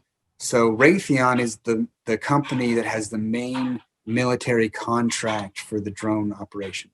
So he is probably being directly paid by someone to put all this stuff out there. And this guy is kind of fucked up because he says that he denied when he was in the drones, he denied an order to shoot. But I'm not, if he did that, then he did the right thing. But I'm not this sure. Guy was in the drone program. Yeah, he claims to be. Okay. And then he drove an armored vehicle through Border Patrol coming from New Mexico and recorded it and sued the Border Patrol for illegal search and seizure under the United States Constitution, violating his constitutional amendment rights. And tried to make himself out to be a whistleblower. And then when he contacted me and tried to get me to be part of this group called Veterans Against Police Abuse, and then tried to set me up with a guy who he sent me down to this, he's a drunk. And everything that I've heard about him from people in the program hate him. They say that he's one of the worst fucking people that they've ever met. But he sent me down to this conference for police abuse and wanted me to hang out with these guys, and bought my ticket to go there and then leave the next day. He wanted me to stay there a couple of days, and I was like, I don't want to do this. Like, I don't feel comfortable. And then got mad at me for not staying there. Well, the people that he wanted me to hang out with ended up being arrested in downtown Austin that night. And then one day he posted this thing on Facebook, how he doesn't believe in free will. And he believes that we are all destined to behave and act a certain way. And I disagreed with him. I was like, I believe in free will, and I believe that I have the choice to do what I want to do. And after that, he just started attacking and everything that I did and said. So this guy is just a narcissist with connections to deep pockets, and has been really trying. There's a blog called This Ain't Hell, which is a blog about angry veterans who just hate people. And they reported on me as being, they're like, our contacts inside the drone program say that Brandon Bryant's a liar and filthy piece of shit and all this type of stuff. And some of my grandpa's former wrestlers are Rangers. And one of them came to me and was like, you better shut up and stop telling lies. And I was like, I'm not telling a lie. And he's like, swear on your grandpa's life. And I was like, I swear on my grandpa's life, I'm not telling a lie. And this guy went back to this group of people and they murdered him for standing up for me. How did they murdered a Ranger? Yeah. So this group of angry veterans who were threatening me and threatening to kill me if I didn't shut up. This guy who was one of my grandpa's former wrestlers came to me and was like, if you don't shut up, we're going to hurt you. We're going to come after you. What happened to these people that murdered him? Are they in jail? Are they in prison now? What? No. He died in a fire, house fire. And there was no sort of investigation to homicide? Nope. Native American kid. So they didn't do any investigation. And where was this? Here in Montana. The kid's name was J.C. Whitcomb, and he, Whitcomb? yep, Whitcomb, and he was murdered. He was murdered. Like, I also had a friend who was part of LulzSec. In a similar story. Well, how do you know for sure he was murdered, though? How do you know these people actually? You're saying they burned his house down? With him in it. How do you know that, though? Because these guys were inciting violence against me on their website and blog, and this guy was JC told me all the things that they were going to do to me. They were going to kill me. They were going to torture me and murder me. They were going to kill my family as well. And he stood up for me, and less than a week after that, he was killed. Like, these are the types of people discredit disgruntled veterans, but when veterans feel like they've been wronged or when they have a target, like they think I'm a traitor. People call me a traitor or a monster. I have no friends. And so this guy was sticking up for me, and they killed him. And then after that happened, there was no more talk about me on their blog until Rick Reinerson wrote a guest piece for them and started inciting violence against me again. And another guy who's from LulzSec, who I don't know if you know who LulzSec is, but it was a group who broke off from 4chan, a hacker group. This guy I knew personally, and he was my friend, and he was actually my contact to give me a bunch of information about what was going on. He was the one that was following forums. He was the one that was, when the FBI came to my house and told me that if I didn't shut up and stop speaking, then ISIS would come and kill me and my mother. He did the research for me and found out that it wasn't anyone outside of the country that was doing it. It was Christian patriots who were saying that I was a traitor and I deserved to die. And I had him start researching information about this, and he died a month later under mysterious circumstances. So, there's very evil people, really evil people in this world. Back in October, I had a man throw a knife at me through my open window, driving down the interstate or the freeway at 70 miles an hour. And I've never seen anyone throw a knife like that except for a Marine, and it hit me in the head. And the only reason that it didn't kill me was because it tumbled and the hilt hit me right here in the head. And I moved my head. So it would have hit me straight in the temple, but I moved my head slightly because I saw it coming at me, and it hit me right here in the back of the head. So like there are people that are actively trying to kill me in my life and trying to hurt me and my family because of the things that I've done, including members of my own community and even the police department. I mean, obviously I can tell you're really angry, and this, everything that you're talking about with the drone program and all your experiences have definitely changed you. Yeah. But do you think about the fact that maybe talking about things like, even though you may strongly feel like your friend may have been murdered or people you know may have been murdered, but do you ever think about publicly saying that you know for a fact they were murdered and blaming a specific group of people for that? I worked with these people. Maybe I know that's not the exactly. best. I know exactly how they think and operate. Like, I worked with these people. I might have Sure. just been a drone operator, cameraman, but I worked with these people. I was in the direct center of the epicenter of who these people are. Like, I know how they operate, what they do. I remember when Chelsea Manning first blew the whistle. That was when I was still in the program. I remember how people fucking hated her. I remember how people talked about her and Julian Assange and all that type of stuff. They're saying the same thing about me. I've spoken to veterans. I know veterans in my own community that tell me that if they ever get me alone, they will fucking kill me and they will not have any question about it. And they tell me all the time that, they think that they'll get away with it because no one's gonna defend me. No one's gonna protect me.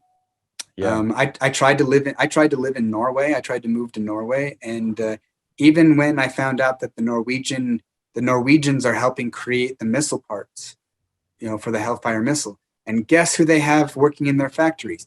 Refugees who are from the very countries that are affected by the drones are coming in and moving to Norway and working in the factories that build the same weapon systems that destroy their community. And as soon as I found out about that and started talking about that over in Norway, the Norwegians beat me up, broke my arm, stole my son from me, and kicked me out of my country. Out of their country. How long were you in Norway for? I was in Norway off and on for about 2.5 years. Oh, wow. I was trying to live there. I was trying to get a visa and everything. And the woman who got pregnant with my son sabotaged me. She took all my paperwork, forged the paperwork, and did all sorts of stuff. Like, it's a mess. Like people are purposely interfering in my life. Like, I can't live a normal life because of all this type of stuff. I try to live a normal life. I didn't do this for fame or wealth or celebrity status. I did it because it was the right thing to do. I did it was because it was what I was trained to do. Even the military kept telling me, integrity first, service before self, excellence in all we do, always tell the truth, always do the right thing, the same thing over and over again. And I'm doing it. And the people that are doing the wrong thing just so happen to have more power and influence. And they can't face me publicly. None of these people, I've talked to members of Congress, Ted Lieu, who's in charge of the Drone Oversight Committee. They don't give a fuck.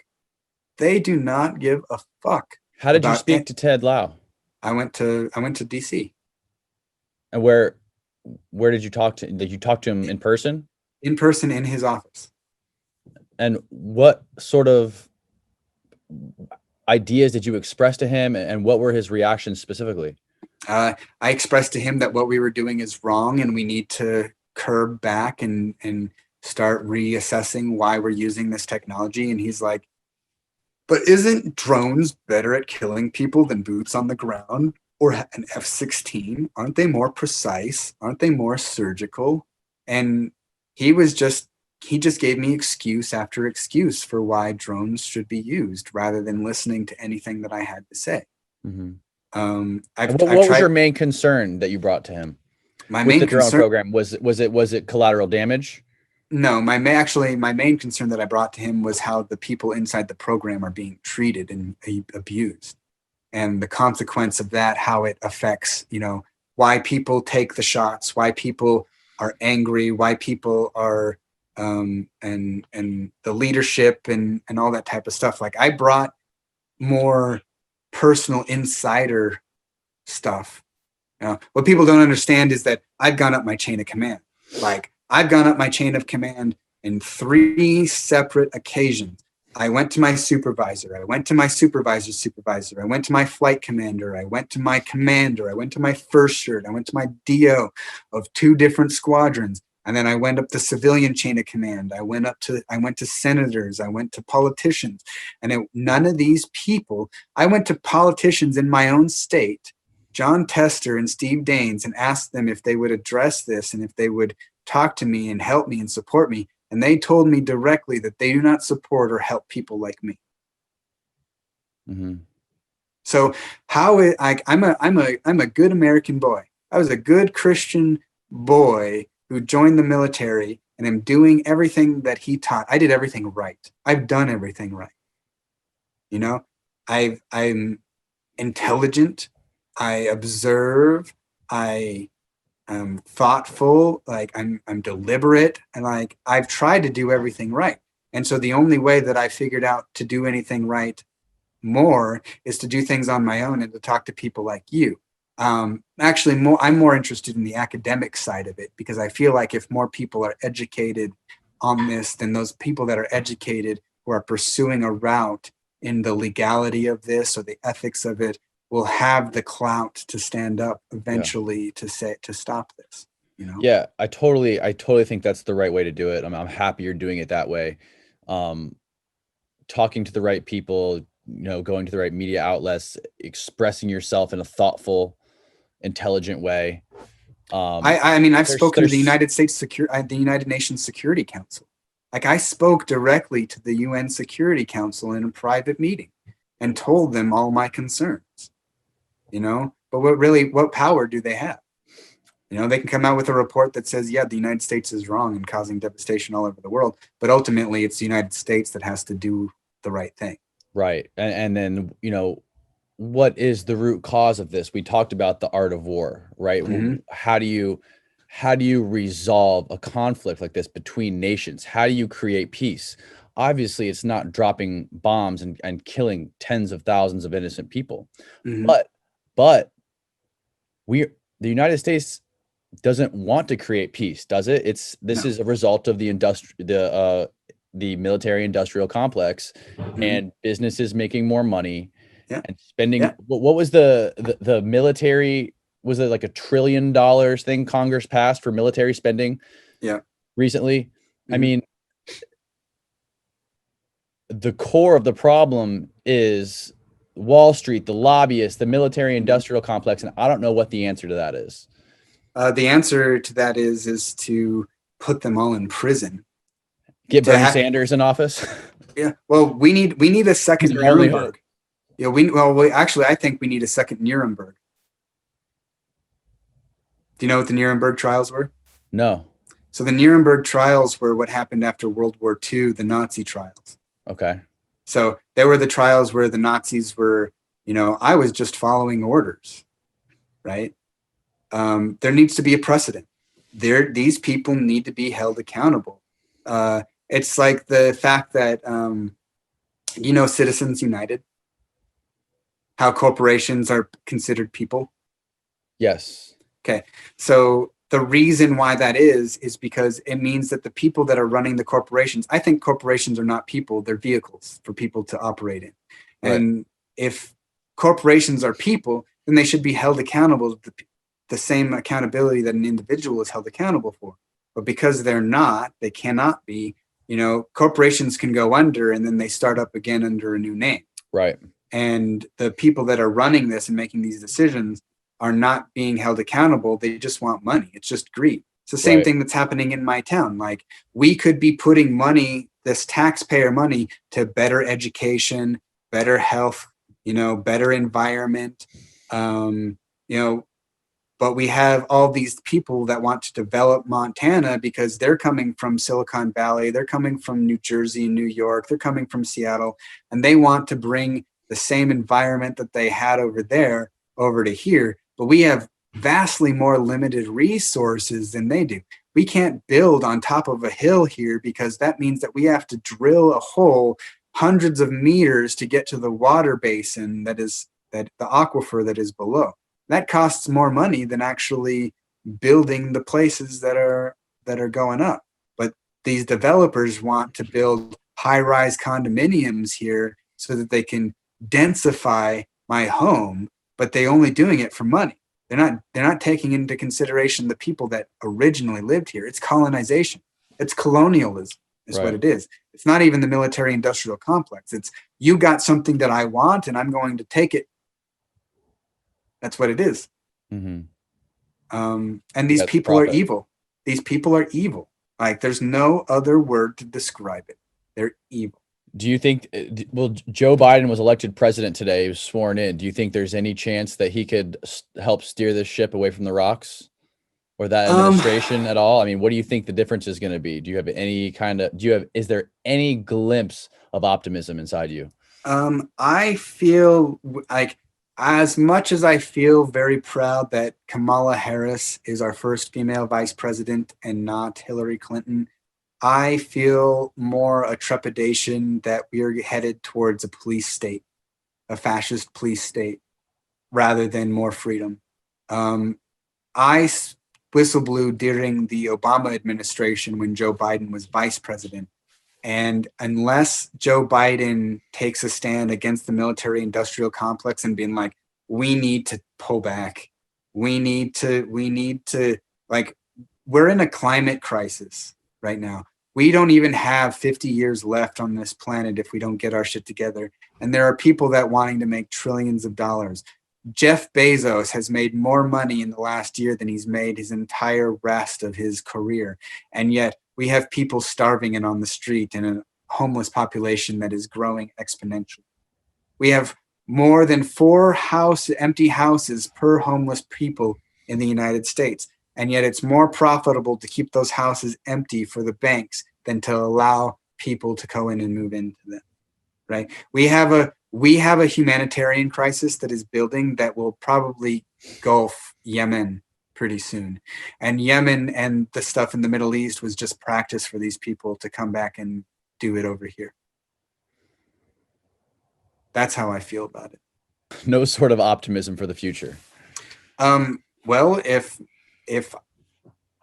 people will take a stand, then yes, and not in the I listen to Trump supporters to try to understand them, and the QAnon supporters, and even the anti-vaxxers. And it sounds all that like stuff. Those kind of QAnon supporters are the same type of people that have the blog, the guy who is against you. That sounds like the kind of person who was some of those people that stormed the Capitol last week. Yep. Yeah, and actually Ryan Nearson is a QAnon and Trump supporter as well. Even the people that got me to speak up against the city council, I find out later that they're Trump supporters and QAnon supporters as well, conspiracy theorists. And so I'm not going to make speculation and be like all these people are connected, but there are many similarities that I observe in between behaviors and actions. And my military training, I spent 8 months in training for observation. That's what my original job was before drones, was being an intelligence operator that observes, right? Observes and disseminates. And I feel like that was some of the best training that I could have ever gotten in my life.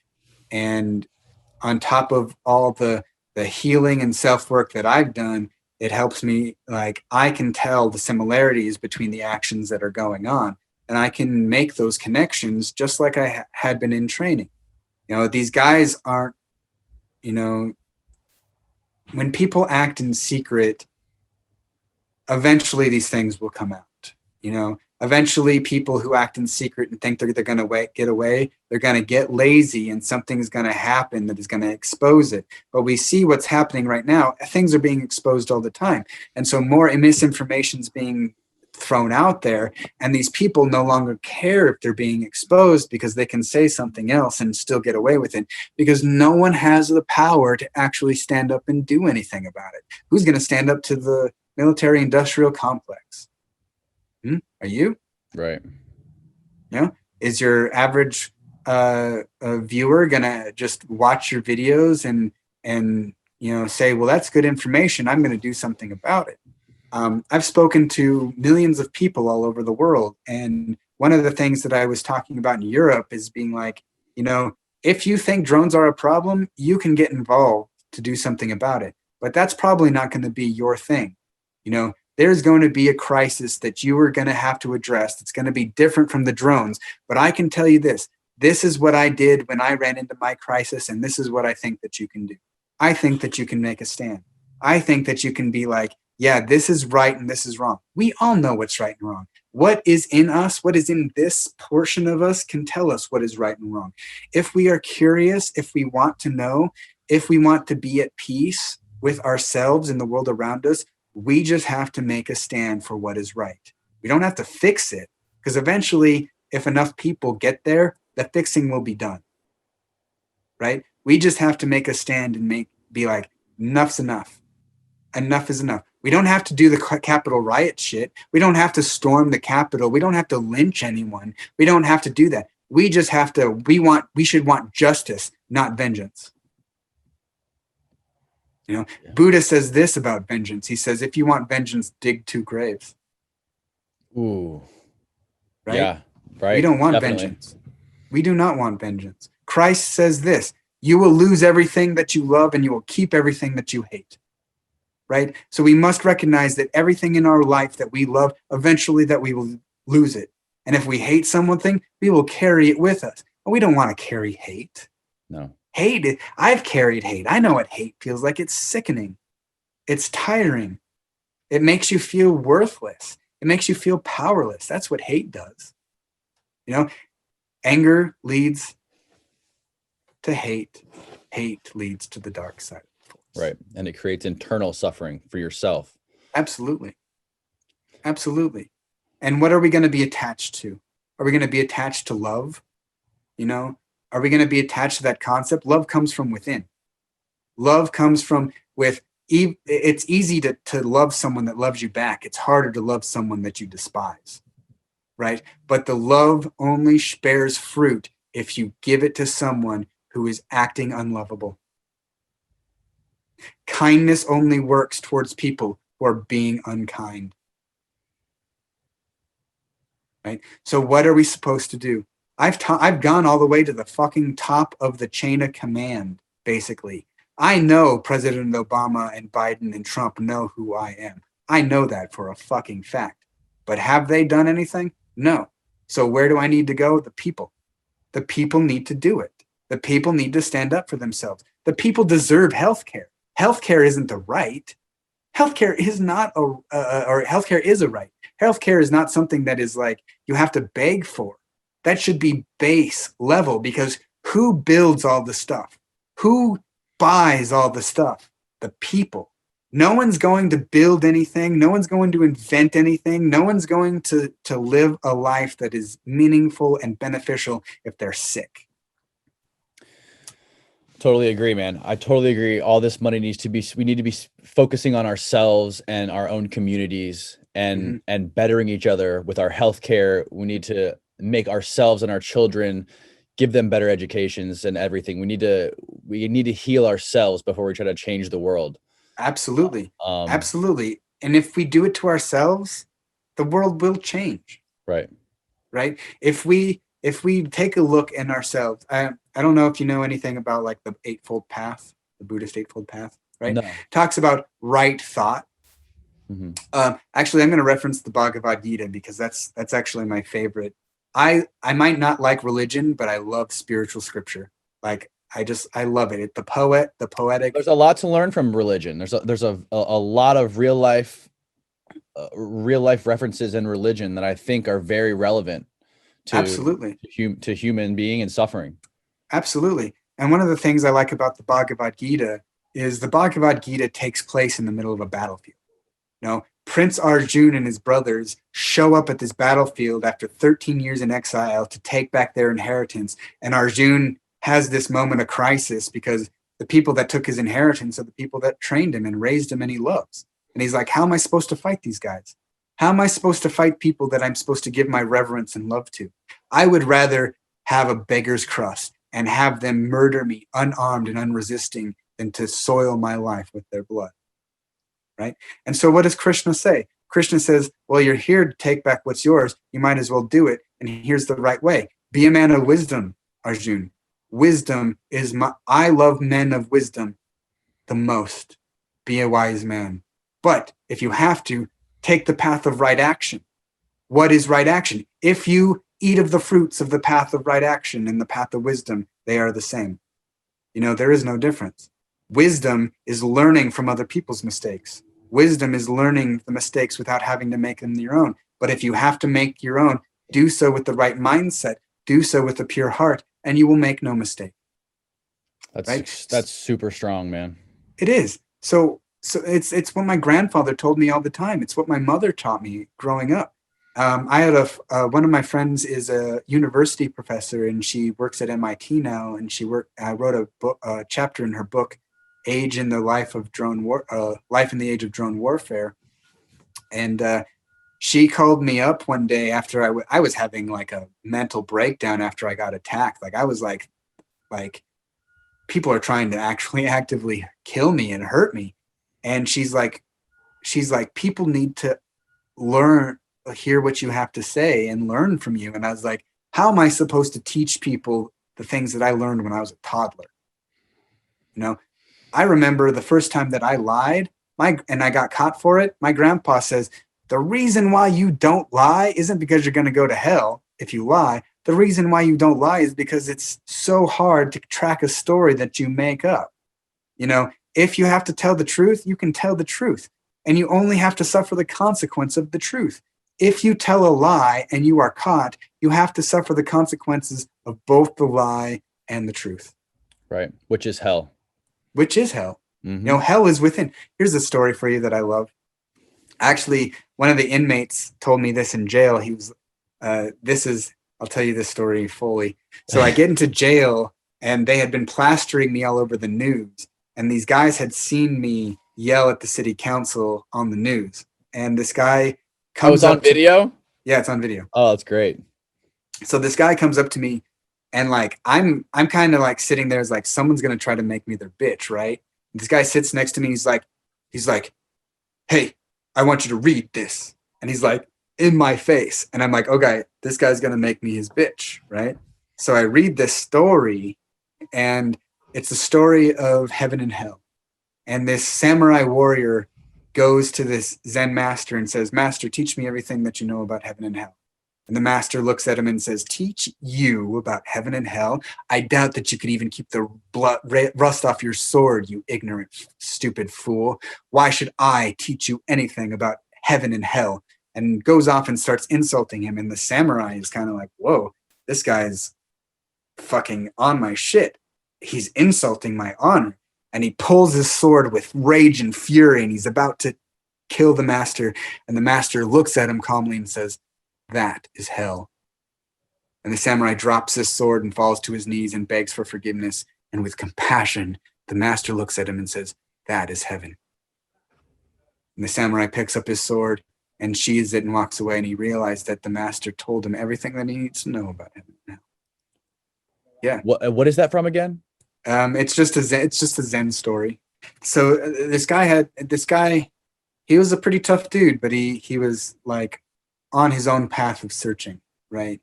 And he told me that I looked like a sorcerer who was casting spells at the city council. Mm-hmm. But he had all this, he would take all these clips of wisdom and put them in this book. And, he would even rip out pages of novels and stuff. And one of the actual stories that he had me read, I actually wrote it. I wrote this journal story when I was in jail, and he wrote this thing about pietists. This is from King Arthur book, and I compared my grandfather to pietists. Mm-hmm. I can just okay, and this is what it says. This is actually one of my favorite things that I've ever read, and I need to find the book that this was so I can read it. And I think I read it when I was in high school. That's why it's familiar to me. But I'll just read this section if you don't mind. Yeah, for sure. Some say that this is a fight for our lives, but it isn't. It is a fight for life itself. On the mat, the only death is the end of the match, heralded by the whistle of the referee. In the world, it is for order and justice and all the ordinary and simple things, the little things that we have been deprived of for so long, the things that any decent and healthy society should secure, that the truth of America never has. The guarantee of food, a safe place to rest, roads that any person may travel with security, from thriving town to city into country, into the wilderness and back again. Homes of wealthy folk where some grace of living may grow and mature, free from greed and desire, giving scope to any who wish to hone their craft and those who simply seek to learn, where anyone can read a book on any philosophy, faith, creed, or science and have a healthy discussion of the thoughts and emotions they provoke, where lovers can grow old together, watching their children and their children's children thrive to learn the gentler arts of living. A place where truth, justice, and understanding replace violence, intrigue, and petty tribal jealousy. That's my dream for Montana, and that's what we are fighting for. Martin Luther King spoke of a similar dream while he yet lived. I get to dreaming of a world where men walk simply without deceit or subterfuge, a kindlier world than our own that we know right now, where the strong defend the weak instead of the greedy, and to have some manners is not thought to beneath the warrior's dignity. Truth, justice, and mercy, one cannot impose these things. They must grow out of a man striving for himself. We wonder why evil and wickedness exist in the world. Those that follow the church of the dying God say that the world is evil because of one great sin. I grew up in that religion, but I can no longer prescribe to its remedies. Though we take the finest sieve and sift the entire universe through it, no molecule of love can ever be found. For a man who has not known despair knows himself, and no man who does not know himself can find the truth. the rhythm of the universe and the love that sustains it. Whether it is on the mat or the battlefield or in everyday life, we must be ready to enter Hell's Gate and confront all that which lay on the other side. As Dante says in his Inferno, all hope abandons ye who enter here. And this is how courage is born. There is no courage without fear. The hero of time taught me that the bravest is often the most frightened, and if we are afraid of something, that means we must confront it. In that respect, solitude is often fear's companion. To be afraid is to be alone, but it is only then a person attains that self-discovery. Pain defines and exacts the price of wisdom, and the price is worth paying because it must be paid. Through courage, one earns honor, and in all of life, my heart, my mind, my body, and my soul, courage is the principal thing. Shakespeare says that all the world is a stage. On earth, every man plays a part, and that part is appointed to him by the powers that be before he was even born. In one incarnation, a slave, in another a king, in another a common soldier, a priest, a merchant, even a politician. In each part, as he plays it out in life, for ill or well, he learns something he needs to know until all good and evil have been experienced, and the soul can distinguish for itself between the two, and so grows towards the perfection that is man's final goal. A king is not greater than a slave, for both are men. In fact, a king's role is more difficult, for what a great man does, others will follow. It is of equal importance that they should act their part so that they play the mirror's truth. This spirit needs to be awoken, set to a standard, create a pattern that even the dullest can comprehend and strive to achieve. A promise is a promise. Once given, it must be kept, lived by, or be forfeit of honor, and to the noble, dishonor is worse than death. The old faith of the Druids holds that once a vow is made, it cannot be unmade without damage to the soul. In this greater cosmos, we are the individual cosmos. In the triad of the bards, oviates, and druids, there are three things no man can alter: the stars in their course, the flow of the tides, and the pattern that unrolls from the given word. By these things, taught to me, that I have learned through my own experience, I live in service, given without grudging and without hope of reward, through the quality of my heart and the respect earned by it. We must honor our own gods and give respect to other men's. We must seek truth and speak it always, even to our own harm and hurt. We must be worthy of trust and trust one another. I would have us use our strength to protect those that cannot protect themselves, the old, the weak, the infirm, the widows and the fatherless, even those that we hate so long as it treads the path of right action. We must have the manners of kings, equal to any in any land, and so above those things which leaden a man's spirit, anger, lust, and greed. Well, look, Brandon, I think that was a super strong way to end this thing.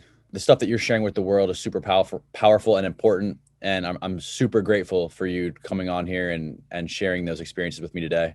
Thank you very much. Tell people that are listening and or watching where they can find more of the stuff that you're doing or follow more of your work.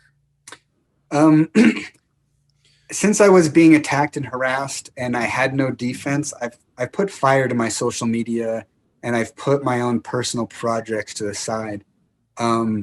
I would recommend everyone just watching if they're curious, watch everything, even the stuff my stalker puts out. Watch that stuff. Watch what people are putting out there to hurt others. Just search for your name, Brandon Bryant on. Yep. Okay. Just say Brandon Bryant drone.